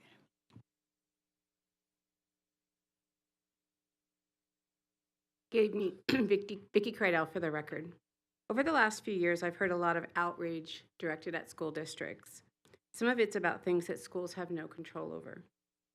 It's interesting that what I haven't heard is outrage over some of the things happening in our schools that your educators are also concerned about. Here's a few of them. The fact that thousands of CCSD students every single day are in a classroom without a licensed educator because of our shortage. Our students are being placed in portable classrooms, which are located near the street and don't feel safe to them or the educators teaching. Our support staff, which our schools could not run without, are often not making enough money to afford housing in Las Vegas. In elementary, when we don't have enough subs, we have to split our classes, which puts the kids in all different classrooms, and the learning is less than ideal on those days. That children in Nevada are considered at-risk readers from one test result. Student behaviors are escalating to the point where there are times when very little gets done because we're trying to manage problematic behaviors without support. My school has one counselor for over 700 children and no social worker. Educators are not treated as respected professionals in many schools. With all the standards and curriculum that we have to teach, we have no time for teachable moments and fun time in our classrooms anymore. Your educators have so many things to do on most days that we cannot possibly get it done in the time that we have. Most concerning is that 55% of all educators nationwide are considering leaving their district or leaving the profession permanently. It's already happening. Without educators in classrooms, we won't have classrooms to be open for kids at all. And I think that's something that we should all be outraged about. Thank you. Stephen Phillips, Kiara O'Kay, and Lee Arney.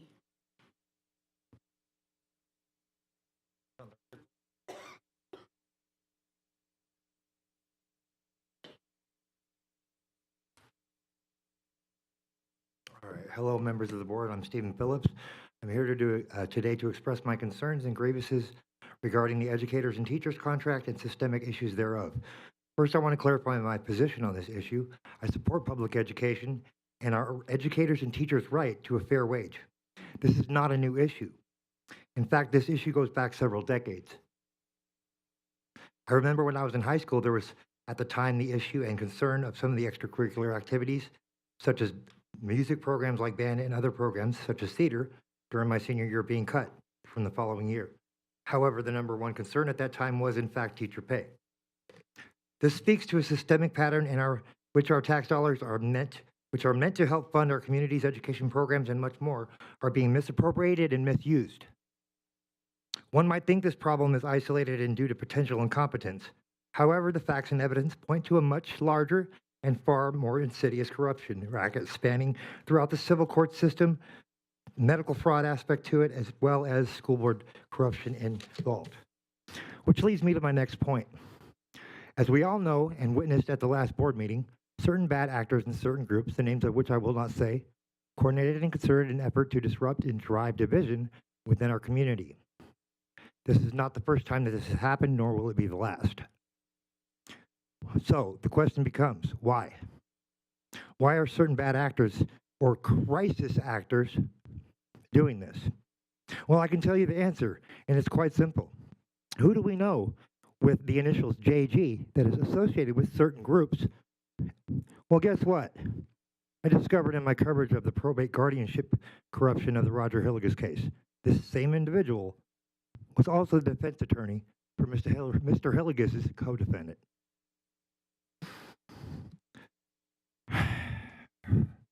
Unbelievable.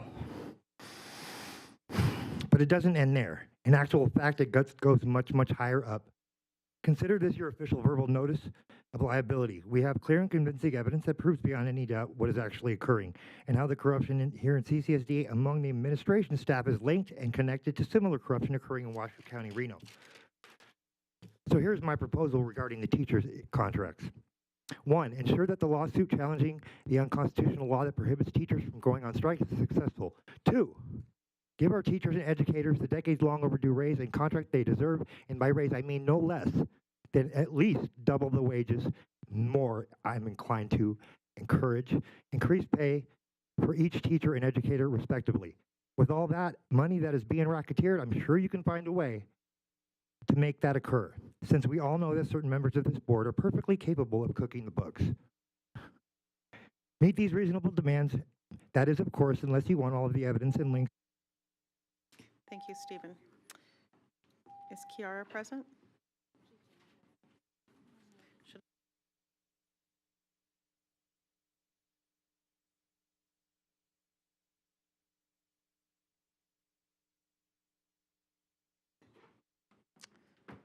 Stephen, I just, for the record, if you have any specific concerns, please address, especially around, you mentioned racketeering, please submit those to Ethics Point. There is a process for something along those lines.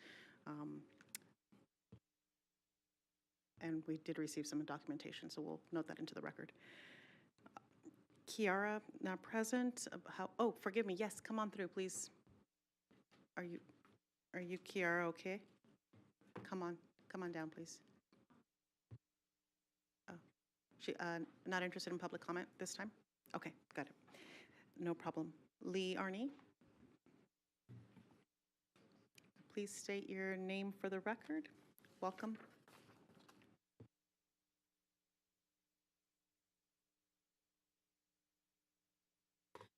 Good evening, Madam President, members of the board, Dr. Jara, and Trustee Zamora. I am Reverend Lee Arnay from Abundant Peace Church of Christ, Abundant Peace United Church of Christ, and Urban Rainbow Gender Emergence Ministries. I'm here today to speak in favor of your current policy P 5138 that's under attack, addressing the rights and the needs of students with diverse gender identities and expressions. As a reverend and a man of trans experience, I want to express how important it is that you continue to keep this policy. The policy allows students to feel safe, accepted, and seen and heard. When a student is allowed the basic rights of safety and support, they will be able to thrive not only at school, but at home and in their personal lives. This policy doesn't infringe on others, but it only enhances the ability for all students to learn and thrive together.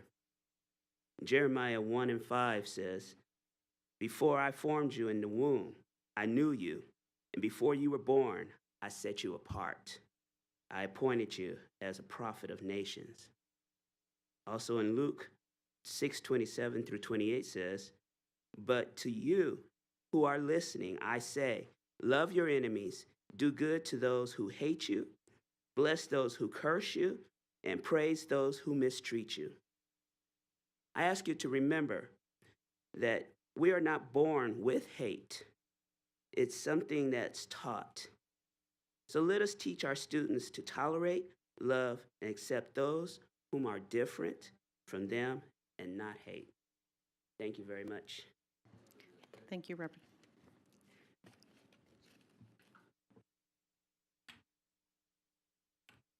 All right. I believe that is all we have for individuals who signed up in advance. We're going to move on to the yellow cards that were submitted on time, beginning with Kathy. Kathy, you're going to have to help me with your last name. Hazerleg? Okay, well, please correct that for the record. Followed by Jane Audette and Leslie Quinn. For the record, Forgive me one moment. I want to make sure the cell phones are silenced. Welcome. For the record, my name is Kathy Hazelrig. I'm a 50-year resident of Las Vegas and a concerned grandmother. Forgive me, Kathy, allow me one moment, please. Can we pause Kathy's time? I see that there's a little bit of something happening up here that's distracting us from public comment, sir. Allow us one moment while we figure this out.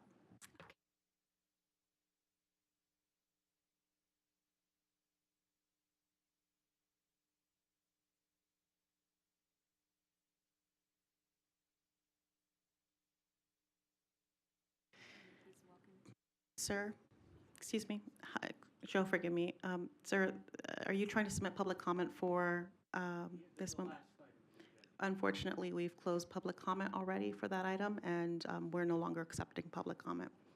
May I ask why you do that? Yes, so that this doesn't happen, actually. Unfortunately, we have to close it off, otherwise we would continue to be receiving it even after the item continues. Thank you. Kathy, thank you. Your time will continue. Please go ahead. Okay. I was here 2 weeks ago, and by now you've heard so many people speak on this topic, but I hope that you're not tuning us out. I'd ask you to really, really listen. I believe that what's happening in our schools with policy 5138 is pure evil, and that God will judge all of us on our actions. It may not have been anyone's intent to be evil, but what is going on with policy 5138 is evil. It's putting our children at risk with the pornographic books in our schools, along with the opposite biological sex kids being allowed in restrooms, locker rooms, and sports, which lends itself to biological girls being robbed of scholarship opportunities. And helping these kids transition when they are not emotionally mature enough to make those decisions is unethical. There are many cases out there of those who have transitioned young, changing their minds when they become adults and wanting to reverse it. However, the damage is already done. And what about Yeli Martinez, who in 2019 committed suicide after transitioning by jumping in front of a train at age 17? Kids are just not mature enough to make those decisions. You can watch that documentary on www.gendertransformation.com. I don't think that you all want to have that responsibility. In the Bible, Matthew 18:6 says, "But whoever causes one of these little ones who believe in me to sin, it would be better for him if a millstone were hung around his neck and he were drowned in the depth of the sea." It also says that woe to the world because of offenses. For offenses must come, but woe to that man or woman by whom the offenses come. This verse underscores our duty, your duty, to protect the innocence and well-being of our children. And that responsibility lies with you. Regarding the bathroom issue, according to a New York Post article, hundreds of students in Pennsylvania walked out of class a few weeks ago in protest of the trans bathroom policy. The girls feel very uncomfortable and that their privacy is being violated with biological boys in their private space. We are the adults. We are the ones that are supposed to protect our children, not leave them to fend for themselves. Please leave the parenting to the parents and concentrate on raising our national scores and teaching our children reading, writing, and arithmetic. In closing, I urge you, the school board members, to please take a look at the policies that you put into place that damage our innocent little children and teenagers, and make the decision to repeal policy 5138, to remove those pornographic books from our schools and not to allow opposite genders to be where they should not. Thank you. Thank you for your comment, Kathy. Ladies and gentlemen, please hold your applause. I do see from public comment that there are several individuals who'd like to speak On policy regulation 5138, I want to note for the record that policy 5138 addresses the rights of needs of students with diverse gender identities and expressions. That is correct, and that this policy was adopted in 2018 after SB or Senate Bill 225 was signed into law in 2017. So while I certainly would like to hear from everyone's public comment, I think it's really important for us to state that this District 1 creates safe environments for all students, and if there are specific concerns about a state law, that they should be addressed to the appropriate party. Okay, Jane Audette, followed by Leslie Quinn, and then Louise Kuro Nadisi. Good evening, Madam President, Trustee, Superintendent Jara. I do want to say that I am in support of 5138, and I'm going to say its title because it needs to be said repeatedly. I think addressing the rights and needs of students with diverse gender identities and expressions. Our current political environment apparently has led some of my fellow citizens to want to repeal this policy, which provides some very important support for marginalized and vulnerable children. Particularly who seem to be targeting trans students. But that's not really what I want to talk about tonight. I want to talk about bullying. Since I moved here, done a little learning, and in addition to 5138, y'all have done a really good job with pushing forward anti-racism, equity, and inclusion policy, as well as the safe and respectful learning environment policies.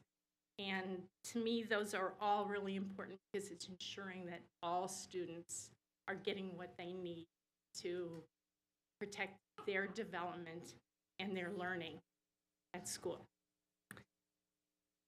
So I'm a retired school social worker, and I've served K-12 schools in 3 different states for 30 years. So I think I know a little bit about the range of needs that families and students bring to us when they come to us in Jane, school. allow me one moment, please. Thank you. Please. Madam President, I can't sit in my seat, right? And I definitely cannot. Right here. Yeah, and like I want to sit in front of. Right. What does that have to do with your hand? Anyways, Madam, I am protecting a fellow citizen right now from being exploited online by these. So I am standing in solidarity with our constituents to protect. And all I'm doing is blocking cameras. That is ridiculous. Anna, hi. Stay here with me.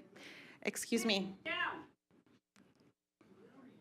I'm going to ask everyone, with the exception of the individual who is providing public comment, to sit down. That includes you, sir. I'm asking you to sit down, please.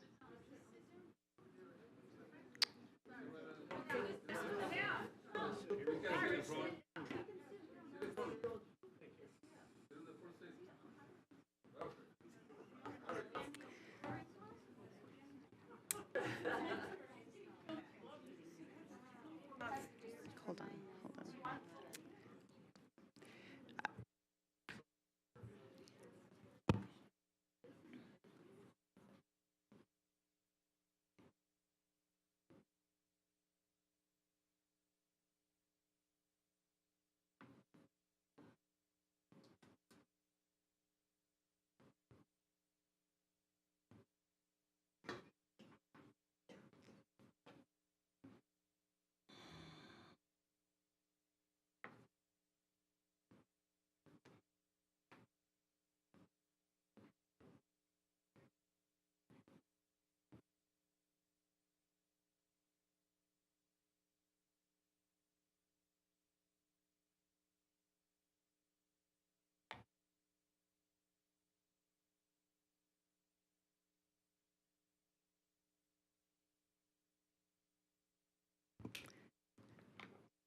Ladies and gentlemen,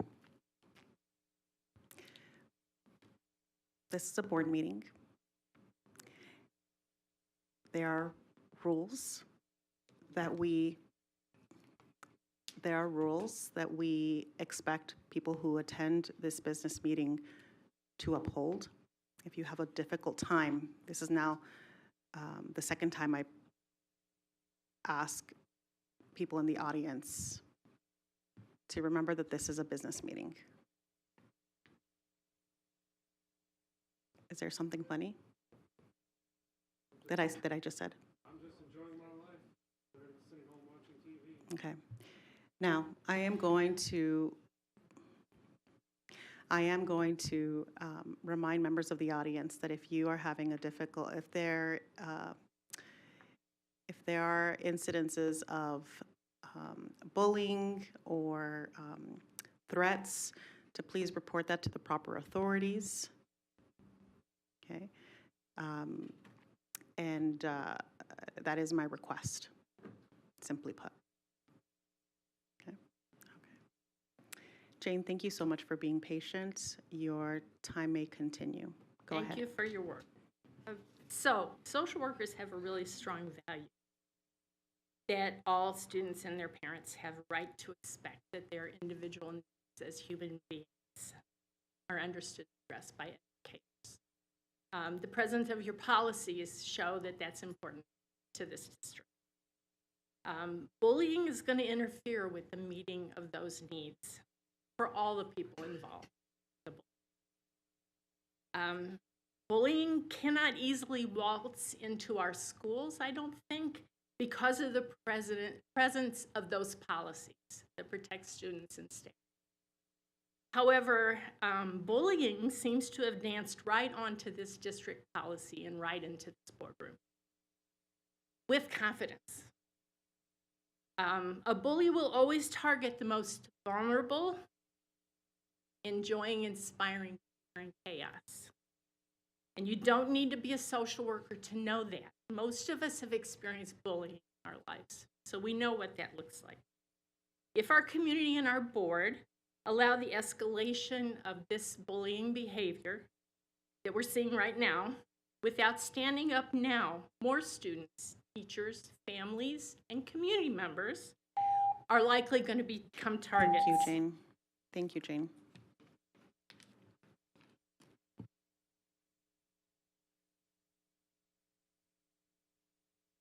Leslie?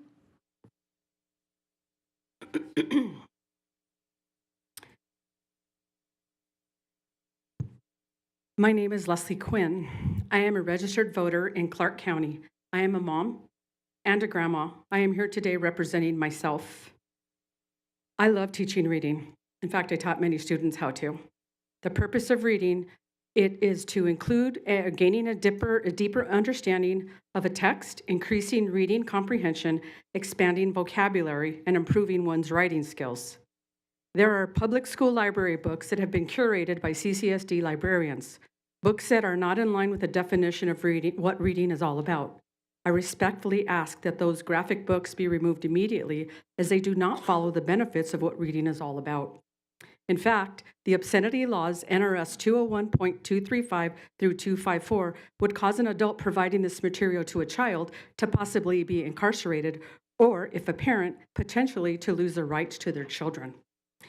It is apparent that books with such deplorable language, acts, and photos are only providing accommodations for pedophiles. Please stop grooming the Nevadans' most vulnerable, our children. Let them be innocent children and stop stripping this away with inappropriate literature. CCSD trustees are supposed to be nonpartisan and considerate of the rights and needs of all students and parents. However, disrespect to parents that do, if these parents want these books, there was a CCSD trustee here that disrespected parents on September 28th and scoffed at these parents and brandished a sign in parents' faces. All parents, I mean, this is to the tune of their job description, not allowing them to do such a thing, and they did it anyways. All parents and peoples that witness this event should file an ethics complaint against that CCSD trustee.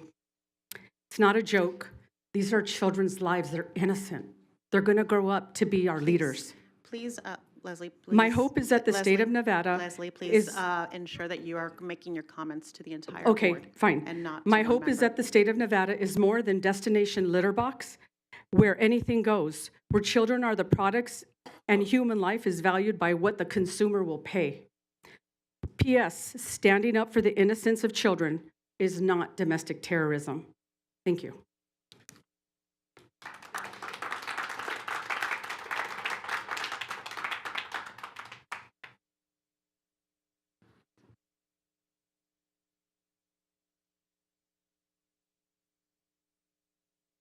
Please refrain from clapping after anyone shares public comment. You're welcome to use jazz hands if that is, they're interested in that. Louise Kuronisi, followed by Kimberly Lindsay and Daniel Smith, excuse me. Madam President and members of the board, appreciate you being here. Appreciate the service that you provide the community. And I really do appreciate everything the teachers do here for the students of Clark County. I am a grandmother. I had 2 kids that went through Clark County School. I have 1 child now that's in the Clark County School District. I'm here because of policy regulation 513.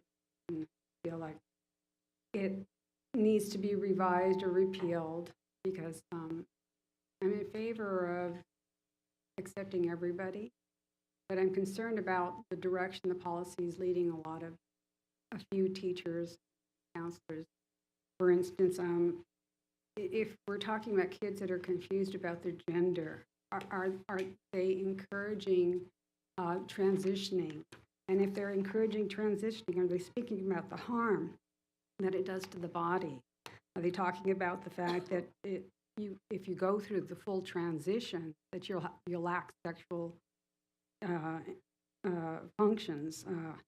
You have non-functioning organs, or that you'll have leaky breasts. Louise, can you and please that kind of make thing. your comments with respect to specific item 5138? Right. It sounds like Well, you're I am making talking comments that are about, political and less. Well, we're speaking in terms of if we're affirming somebody's gender ideology, we're also suggesting to them that it's acceptable for them to go through a transition process. I'm curious to know, what are you coaching these? You know, I understand you have a transgender individual that's responsible for counseling these students, or maybe in charge of the program. I'm not sure about his ideology and what he or she is leading those students to. And so I'm very concerned. And especially now we have court cases where kids are going back as adults saying that they were kind of swayed into this, and they're suing doctors for making the transitions to them. And you've got a court case in England that just got decided where they're suing these different facilities that, and there's like thousands of kids now that have turned to adults that are regretting their transitions. And I'm not sure that this policy is well advised, because kids are malleable and their personalities are moldable. You can hear divorce attorneys say they can turn a child against a parent on a whim, just based upon a little bit of socialization or just talking about encouraging them. And then the social media. I'm just thinking that we have to stop now. I mean, I understand there are kids that are struggling with their identities, but there's got to be other ways of addressing it and not necessarily saying everything is acceptable. And that's all I have to say about that issue. Thank you so much for your time. Thank you. Luis, sir, I've already shared with multiple times with the board, your First Amendment rights are welcome, and they're welcome at the podium. However, speaking out of turn when you're not on the podium is not acceptable. Please leave the boardroom. Yes, please leave the boardroom. I've warned the group multiple times.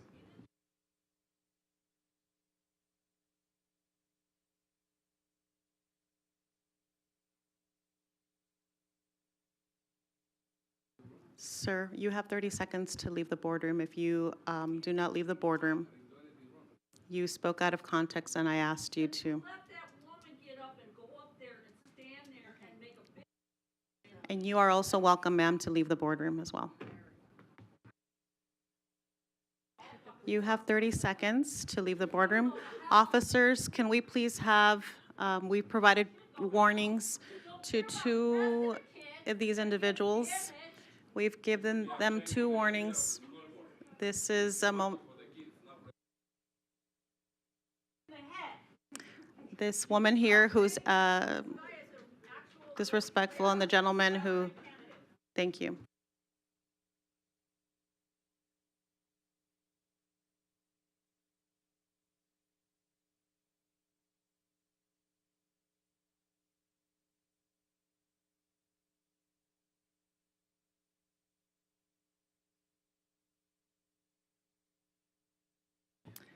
Thank you, ladies and gentlemen, for continuing to respect decorum in this boardroom. We will not tolerate anything else. Louise Coronisi. Oh, that was Louise, forgive me. Kimberly Lindsay, Daniel Smith, and Jasper Pellegrin. Good evening, it's Kimberly Linsday. It's good to see you guys again. As it pertains to transgender regulation 5138, I'm asking you guys repeal it. We've gone through the law. We are very well aware of what Senate Bill 225 has to say, and it's cyberbullying and the policies. We're asking you to repeal the policy so we can protect our daughters and our sons in their safe spaces. We also don't need anybody grooming our children. We don't want that. We're the parents. Let us do our job. You guys need to back off and stop grooming and sexualizing our children. I heard parents last session talk about their daughters being followed home. We're sexualizing our children and then we're acting surprised when they get threatened and you guys are doing nothing to protect them. And as far as your guys' democratic policies go, they support communism. They're going in the middle of the park September 18th, the Las Vegas Democratic Lindsay, Society. please ensure No, that they're you're keeping communistic comments. policies Please that are ensure your separating the comments are about parents from their children. CCSDs. Your Please policies in CCSD. You are teaching your diversity, equity, inclusion, which is just minimizing my son's ability to do anything based on merit. It's disgusting and it needs to stop. And we're patriots and we're parents and we're concerned about our children. And you come up here and you want to just laugh in our faces and call us radical, what are we, extremists because we love our children? We don't feel like they should be medically castrated? We want to protect our daughters in their bathroom safe spaces. Stop doing what you're doing. We're going to continue showing up here. As far as it goes with those books, the books that we're very well aware of, we have the form. Contact Moms for Liberty. We have the CCF form 400. You can fill out, submit it to the principal, and they will have those books removed from their libraries. We know what they are. We know how to get around this broken system that you guys represent.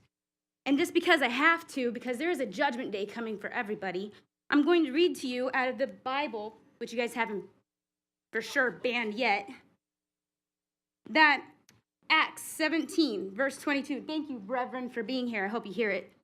Then Paul stood in the midst of the Areopagus, and then, men of Athens, I perceived that in all things you are very religious. You guys are very religious. For as I was passing through and considering the objects of your worship, DEI, communism, I even found an altar with this inscription, to the unknown God. Therefore, the one whom you worship without knowing him, I proclaim to you. God, who made the world and everything in it, since he is Lord of heaven and earth, does not dwell in temples made with hands, nor is he worshipped Kimberly, with what men's does this have to do with There's a judgment day coming for you. What does this have Protect to our do? children. Don't indoctrinate them into what you Public have going on comment here is- with your transgender, You're welcome grooming, to- sexualizing. There's so many lawsuits you guys have pending for what your teachers that you've hired to protect our kids are molesting our children. $60 million you guys have in reserve for these lawsuits. I pray you guys find the Lord Jesus Christ, because that's all that's going to save you in that day.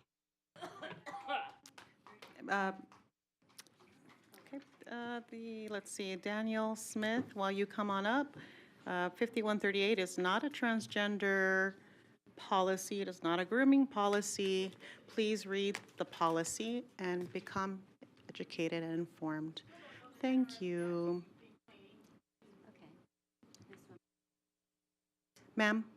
Ma'am, you just spoke out of turn. I just asked someone to leave. I asked 2 people to leave because they did not abide by the decorum of the business meeting. I'm going to ask you to leave.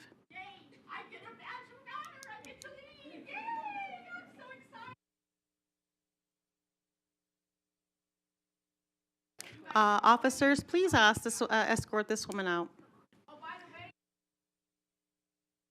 Goodbye. Okay, now she definitely cannot come back to board meeting. Thank you.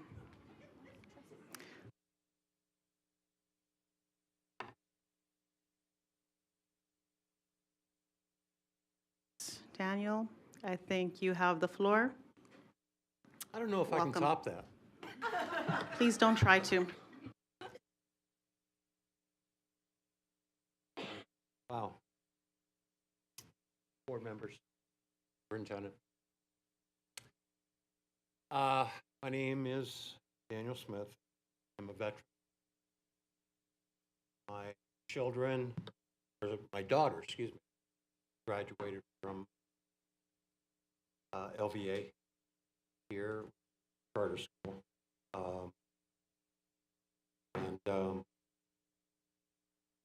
My son played competitive hockey and graduated high school through the Nevada Dispersed Learning. I'm not going to take and address the issues as far as what have been brought up because I'm in total agreement, except for what I wanted to present to you. December 2004, it was placed into federal law that the Constitution will be taught in schools receiving federal funds. No, this is not an open or anything, but because I actually know the answer of what is here. September 17th, we are supposed to be teaching. I am a veteran. I gave my time, my life. I have had relatives, close friends give up their lives. Only 5% of the schools in this country follow that federal law. What are we doing here? I'm going to be the solution, not the problem. I am offering you my time, my materials, after school, not even into the curriculum. I teach the Constitution through the Patriot Academy, Rick Green. This isn't political. It's not Democrat. It's not Republican. It's Constitution. It's our life. It's our country. I teach it to homeschoolers every week. I also just started another class. I'm going to be starting another class. And I don't care if it's one person or 200. I'm offering my services to you. I have my name. Thank you, Daniel, for your service. Jasper, Pellegrin, Jasper, and Andrea Aguilar. And Andrea, I have you twice, so you'll just speak once. Christiane Murch is next, after Andrea and Jasper. Madam President, Superintendent Jara, and members of the board, I thank you for the opportunity to speak. I beseech you to overturn policy 5138 for obvious reasons. Regarding the rights and needs of students with diverse gender identity, what about the other 99% of the students who identify with their gender? They are not represented, and they do not feel safe in the bathrooms when they are shared with multiple. And I thank you for your time and your consideration.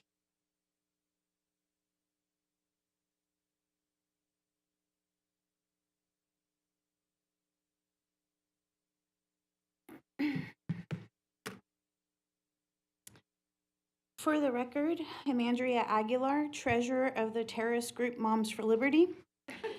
Let the eye-rolling, board looks, and paper shuffling begin. 3, 2, 1, go.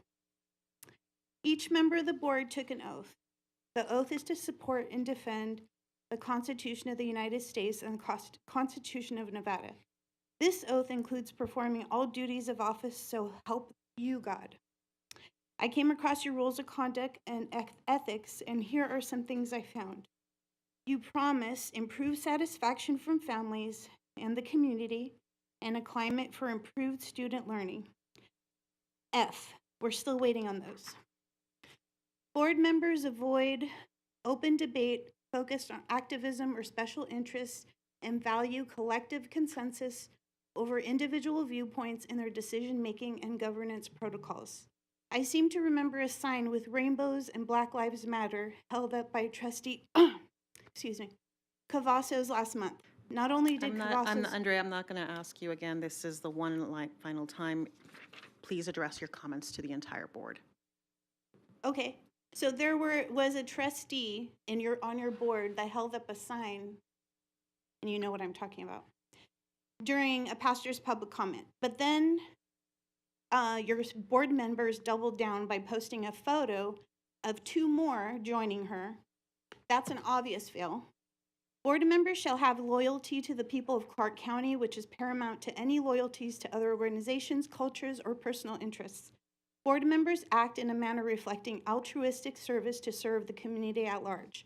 Board members avoid fulfilling personal agendas regarding policy, program, or personnel.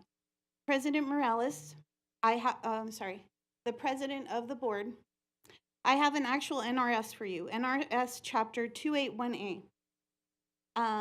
Abstentions declining to vote shall only be used in clear cases of conflict of interest.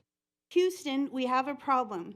You have board members who have an obvious agenda and should remove themselves from voting on issues regarding transgender policies, racial inequalities, and student safety. Parents, the district policies are written with vague verbiage so it can be interpreted to fit their agenda.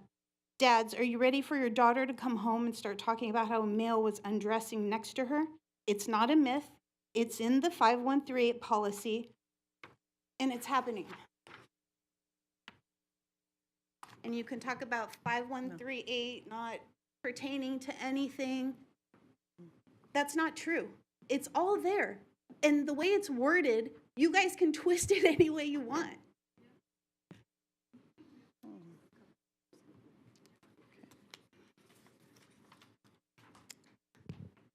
Christiane?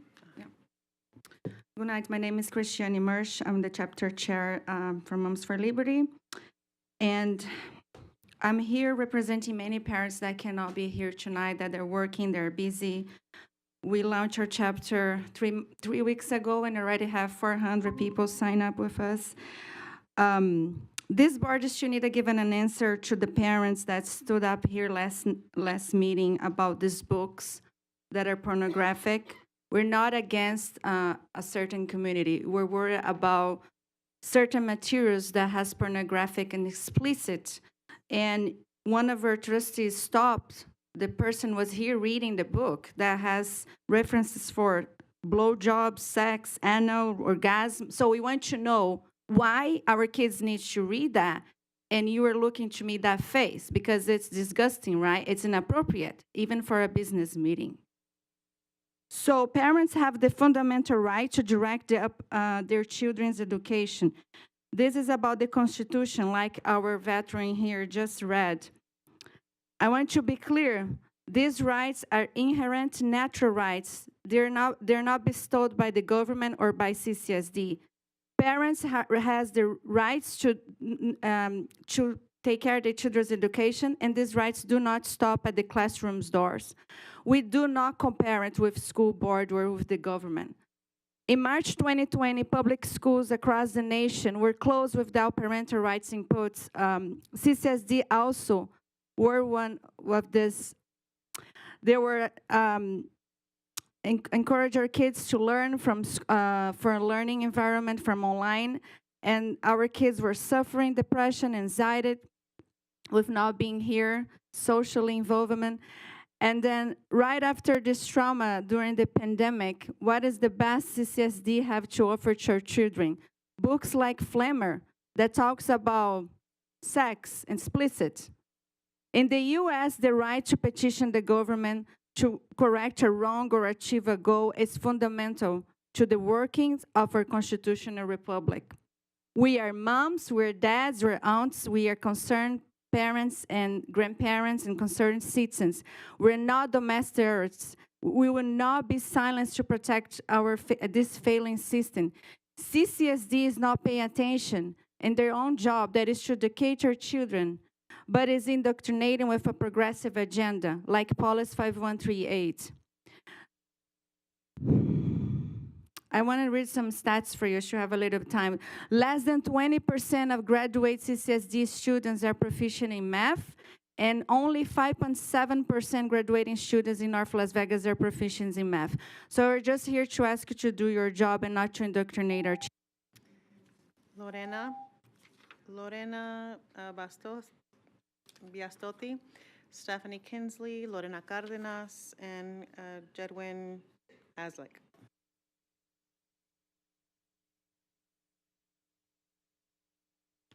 Is Lorena Biasotti here? Oh, Lorena Cardenas and Lorena Biasotti? Are you the same person? Yes, I am. Okay, well then, here we are. Go ahead. My name is Lorena Cardenas Biasotti. I am the Vice Chair of Moms for Liberty, Clark County. Trans Policy 5138 states on Section 3, Number 1, Option 1. Restroom access for students with diverse gender identities or expressions may be determined on a case-by-case basis through the gender support plan process, subject to any individual request for privacy. Where does that leave the privacy of our girls? Are you asking or expecting our daughters to sacrifice their safety and their privacy for the feelings of others that are confused and are not sure what they will wake up identifying as? Does that seem fair or does that seem dangerous to you? Option 2 states students with diverse gender identities or expressions have the right to access restrooms consistent with their gender identity or expression, which changes day to day. Students with diverse gender identities or expressions may use restrooms consistent with their sex assigned at birth, which is logically and rationally the way it always and only should have been. What kind of game are you playing? These kids are in a state of confusion. Sometimes they're bi, they change their sexual orientation. What if they get aroused around our females, around our daughters, students, females that are changing next to them? I have a teenage daughter who is mortified at the possibility of this happening because it has happened. If you can Google it, because I'm sure Google is your friend. You can find a lot of stories of girls that have even walked out of the restroom because a male who was identifying as a female got aroused right next to them. Are you really asking for parents to trust your gender support plan? This trans policy is your radical and extreme interpretation of the bill that Sandoval signed into law, and it leaves too much to question. A plan that tracks and monitors the mental health of our kids. Gee, what could go wrong? Well, I'll tell you the story of Abigail Martinez, the mom of a 19-year-old daughter named Yaeli, who after being trans in a gender support plan, much like yours, CPS or DCFS in California removed her from her mom, the only person who would have given her life for her. Instead, she became a file for a caseworker. Yaeli suffered from depression, from not being able to feel her breast area after she was mutilated and had trouble urinating. What does this have to do with CCSD? You cannot dictate what I think, and that's what you're trying to do. This is my opinion, and this is public comment. So your job is to sit there and listen to my opinion. Instead, she became hijos en el distrito? Excuse me? Do you have children in the school district? I absolutely do, and that's not. You're right. You're absolutely right. We're going to go ahead and let you speak for a couple more seconds. Okay. Yaeli Martinez knelt in front of a train and committed suicide, and this is the path you're leading all these children down. And we're trying to stop you, and we're trying to warn you that this is what you're facilitating. You can't be inclusive to mental illness. It's dangerous. Stephanie Kinsley, followed by Gedwin Hazek and Derek Sheets. Hi, I'm Stephanie Kinsley from one of the other terrorist groups, My Children's Advocate. We're out here trying to, save kids from being mutilated. And so since I need to make sure this is very focused to the board, so I'm very clear, I have questions for the board because the board has many more degrees in science and psychology than I do. So I'm asking why would we support these agendas that confuse children further? So why? Because I haven't seen anywhere in history where it's working out well. I only see kids dying. Kids are more likely to die after they go through the surgery and physical transition of trying to change genders because they realize they made a mistake. Now they're suffering so bad. And I'm sitting here, I'm watching a board laugh at the parents. And Ms. we're Kinsley, so, I owe I'm you speaking apology. to the board, so I owe you an apology. You owe me an apology? Yes. Oh, that's and is healthy. I don't want to ruin my shoes. Mm-hmm. I'm apologizing because the way that you expressed that this board has multiple degrees and multiple, you're absolutely right. This board is the most educated degree board with multiple degrees. Which is maybe teaching us not to put our and the kids way in that school, if this is what's happening. I don't mean to indulge in a dialogue, but I did want to apologize for my laughter because Being the way so that flippant. your facial expression actually led me to Okay. that. No, it's very privileged of you that you guys get to have the degrees you had, because I worked to put myself through college, so that's why I didn't finish. It just wasn't worth it when I was actually working, and it was more beneficial to me, obviously, because I don't have a degree, but I knew it wasn't healthy to cover my face with a mask during COVID. Yet you guys are the same people who pushed that and have kicked me out of this same room because my mask wasn't masky enough. So the same people who pushed an insane COVID narrative are the same people who are pushing a boys can be girls narrative. And I'm just trying to ask you to repeal any policy in CCSD that leads to more confusion for mentally ill children. And what we should do, we should look at the common denominators with these children. A lot of them are autistic. Let's work with that. You're autistic. You're not in the wrong body. Ms. No, Kinsley, why please do you don't be- interrupt please, I us am all the gonna- time? But I'm they gonna- get to go off that we're because- terrorists. You get to because run you're my incredibly time. No, offensive to children who have special needs and you're offensive children to me. who have. No. Please, It I is a need you to special need. address They're mentally your ill. comments to the but board. instead, you're allowing You them need to be address, please abused. keep going. You need to address your comments. I have am. heard I'm time asking to the to the entire board. I'm and not asking the address board. children why, of this community. Why are you encouraging mentally ill children to be abused and used like a Gucci bag? It's sad. It's unhealthy. And the women and gentlemen with the degrees that you have, you know what you're doing is unhealthy, just like you knew what you did during COVID was nonsense. Yet you're doing it again. So explain to me why. Back it up, because it makes no sense for this little minority of people who, when you leave them alone, they end up growing out of this phase. It's like the new anorexia. But instead, this would have been like 20 years ago to giving lipo to the anorexic girls. This is so unhealthy. Why? Please, board, tell me why you push unhealthy narrative after unhealthy narrative, just like COVID, just like Common Core math, just like your trans agenda. Why are you guys failing? It can't be this bad on accident. You have to be failing this bad on purpose. Please explain to me, board, with your science degrees, how you supported the mask mandates. Is it Gedwin or Jedwin? Please help me, Godwin.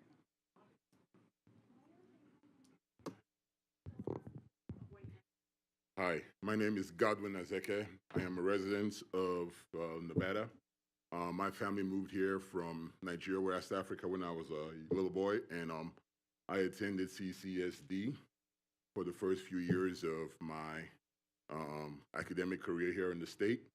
And thankfully, my grandmother and my mother chose to remove me out of that environment and put me into another where I was actually taught. And I'm here to ask you, board, to consider, and I know you heard from a lot of people, about this subject, and hopefully your eyes not glazed over. I'm asking you to consider going over the policy 5138 and repeal that.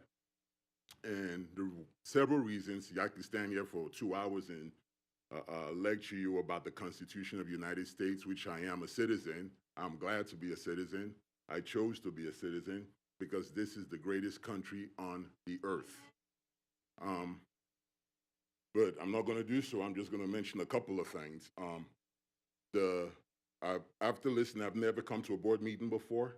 I've never chose to. My son is not in the public school system. I'm sacrificing every dollar I have to keep him out of the public school system because I want him to be educated, not indoctrinated. I listened to several people talk about different things, and I think you guys have a lot more other issues than to be focused on this one thing. The children need to be educated. Education is math, reading, arithmetic, not whether you feel like a boy or feel like a girl, or whether you want to use the men's restroom today or the women's restroom tomorrow. You need to get back on topic and focus on educating the children. That is why parents send their children to school.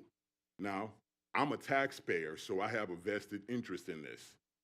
I pay my taxes just like everybody else who pays their taxes, and it is important for society that everybody is treated fairly. You have people who came up here to express their values and express how they feel about this subject, and I watched how this board dismissed them. And I saw others that came up here, and I saw this board support them. Now, as far as I understand, if you're elected to represent the people, you're supposed to represent all the people, not some of the people. And you should represent those who choose to live that lifestyle as well as those who do not. Now, one thing I'm going to say, Gary, this is not a threat, but in the Declaration of Independence, it tells us that if a government chooses not to represent the people have the right to separate. Thank you very much for your time, Derek Sheets. Your time is up. Godwin, I would love, if you have more comments, you are welcome to submit them in public in writing. Thank you very much. Is Derek still here? Thank you, Derek. And then I have James or Jamas. I hope I've got that right.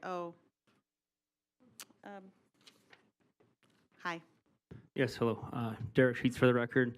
This is a call to repeal Policy 5138. On September 28th, the board quoted that the policy being referenced in 5138 was approved in 2018 after the state law required it.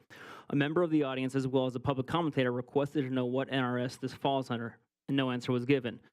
There are many Nevada revised statutes, one of which is NRS 388.132, a legislative declaration concerning safe and respectful learning environments, but it does not explicitly state that the academic setting must have gender support plans created by gender support teams, which proactively encourages gender expressions. So Policy 5138 was drafted, but it does not appear that the state law requires 5138 as it is written. There are only two sides you could be on. You are either for God or in rebellion against God. The course of the world is in rebellion to God. The world is spiritually deaf to the things that are true, to the things that were once common sense. The Bible says the time will come when right will become wrong and wrong will become right. Our battle in this generation is now within the realm of ideas, within the realm of what counsel we choose to accept or reject. The school district is not an appointed body to provide psychological nor medical counsel, and if it were, it would be in violation of the Hippocratic Oath, which states, I consider for the benefit of my patients and abstain from whatever is deleterious and mischievous. I will give no deadly medicine to anyone if asked, nor suggest any such counsel. Children are the most vulnerable group and are subject to external influences. So what these external influences are matter. So why are adults influencing children in their youth, giving children deadly counsel to permanently alter their bodies? It will ravage the mind. It will lead to permanently disfiguring someone through puberty blockers and then mutilation. And once that part of the body is gone, it is gone forever. There is no long-term prosperity that comes from corrupting what God has created in you. Individuals are born either male or female, but some people become confused or are hurt, and they don't like the way that God made them. We are all tainted by sin, all of us. It affects our lives, our relationships, our sense of identity. The danger is that's where we can start looking in the wrong places and listening to the wrong voices. We can follow paths that look promising but lead to disappointment. We can try to find identity in various things or people with disappointing results. But the message of hope is that God is able to bring true transformation and deliverance out of bondage, out of sin, out of brokenness and deception. This is usually not a quick or easy process, but real healing exists. Your identity in Christ means that you are a part of God's family, that you can call out to God in prayer, that you are surrounded by a community of believers who provide love and support and to help you grow in righteousness and live in healthy relationships. And identity in Christ means that you're blessed, you're appreciated, you're saved, you're reconciled, you have everlasting hope through afflictions, you're heard, you're gifted, you are made new, you are forgiven, adopted into the family of God, you're loved, and you are victorious over evil, sin, and death. The Bible emphasizes how God tells us what is right and what is wrong. And God loves us enough to give us the free will to make whatever choice we want, as the only way to true love is free will. But with that comes the understanding that we are not free from the consequences of our choices. And because God loves us, He is also why the Bible emphasizes good instruction and wisdom when making the choices that we make. I'm here to tell you that you do not have to be ensnared by the ways of the world, which are temporary, which change from season to season, but you can follow something better, something that remains true yesterday, today, and forevermore. That's something. All right, James. Is James here? James, okay. Or Jamas? Doesn't look, okay. There's a last name here, but it's on, nope. Okay. Rachel Turner, followed by Pastor David Childers and Jenna Robertson.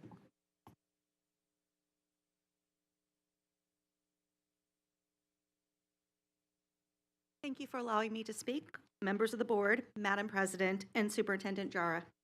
My name is Rachel Turner, and I am a mother of two Clark County School District children, one who is currently in elementary school and one in middle school. In fact, my children have been at their Clark County schools since their education journey started. We have been a part of 3 different schools, and I feel really grateful for the amazing teachers, staff, and administration that have been a positive part of that journey. Yesterday was National Coming Out Day.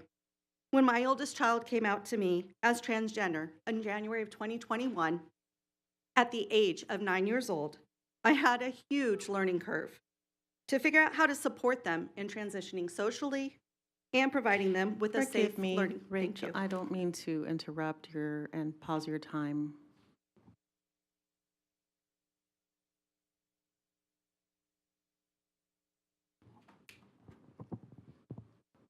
I've asked members of the audience to please respect the individual who is on the podium. If you have something to say, I hope you would have already said it during your time in public comment, because actually we have 2 more individuals after Rachel.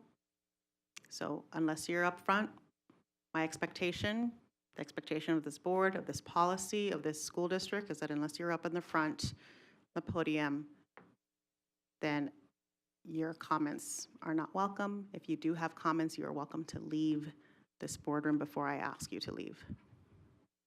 Rachel, please continue. Thank you. I had a huge learning curve to figure out how to support them in transitioning socially and providing them with a safe learning space. I am so grateful that there were parents that came before us and fought hard to have protections and support for my child.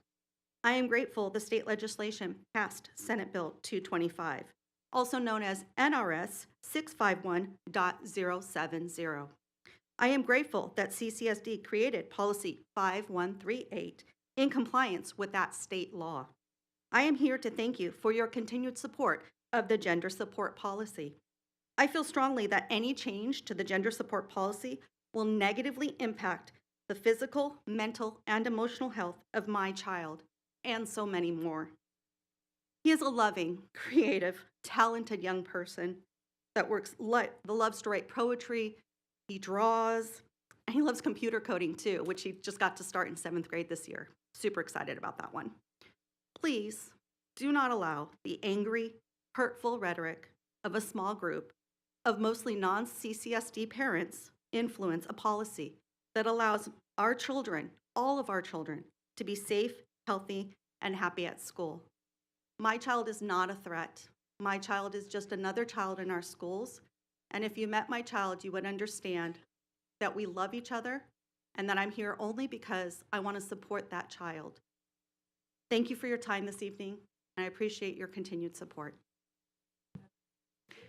Okay, Lorena, please leave. Actually, security, please ask the woman in the denim jacket to.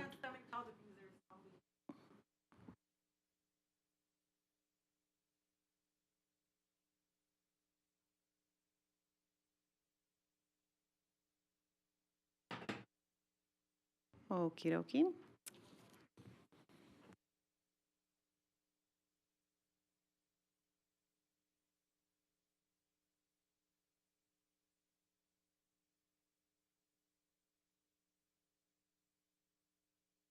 There's only so much that we'll be able to, Ms. Cardenas continues to show up to meetings along with Ms. Kinsley, and they continue to disrupt. They leave. I think we need to consider further action of their behavior, because this is a pattern that we now have record of their behavior interrupting the decorum of meetings. Thank you. Pastor David Childers, forgive me. Please help me share your. Please correct the record. Yeah, it's Childers. You got it right the second time. Madam President, Dr. Jara, General Counsel, board members, we're going to go on a little history lesson. I refer to the final words of the 1961 inaugural address of President John F. Kennedy, 62 years ago. And I quote, "And so, my fellow Americans, ask not what your country can do for you, ask what you can do for your country. My fellow citizens of the world, ask not what America will do for you, but what together we can do for the freedom of man. Finally, whether you are a citizen of America or a citizen of the world, ask us here the same high standards of strength and sacrifice which we ask of you. With a good conscience as our only sure reward, with history the final judge of our deeds, let us go forth to lead the land we love, asking His blessing and His help, but knowing that here on earth, God's work must truly be our own." Question I have is, are you as the CCSD board doing God's work by pushing the transgender and LGBTQ agenda? I'm reminded in another history lesson here quickly, President Obama talked about being on the right side of history when he used his power to legalize homosexual marriage, and the late Senator Harry Reid of the state of Nevada supported this perspective. They said at the time they believed that they were on the right side of history. They are not on the right side of history. And the bigger issue is we need to be on the right side of eternity. In the words of Bette Midler, God is watching us. Now, I want to say that I believe everyone should be protected. The last speaker talked about her son. He should be protected. Absolutely. My concern is the school district is promoting a lifestyle. And in doing so, they're making it their religion. No religion, Christianity, Islam, Buddhism, Hinduism, transgenderism, needs to be promoted. Remember that here on earth, God's work must truly be our own. Thank you. Jenna Robertson.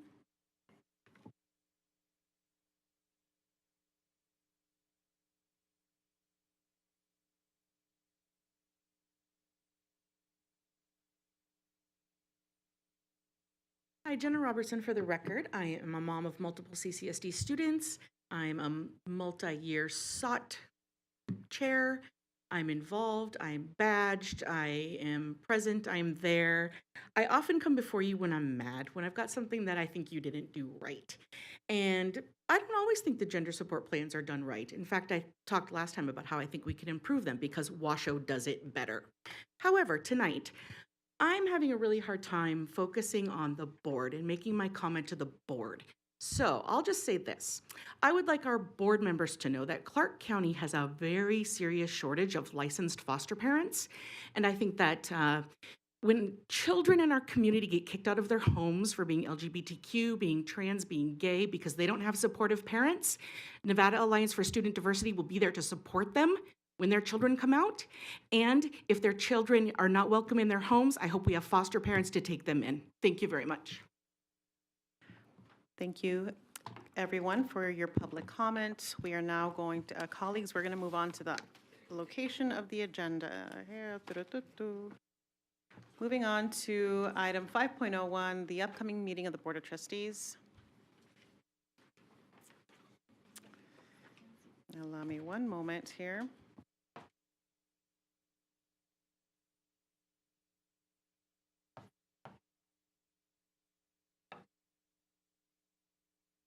The next board meeting is scheduled on Wednesday, November 1st, 4 p.m. It's a work session.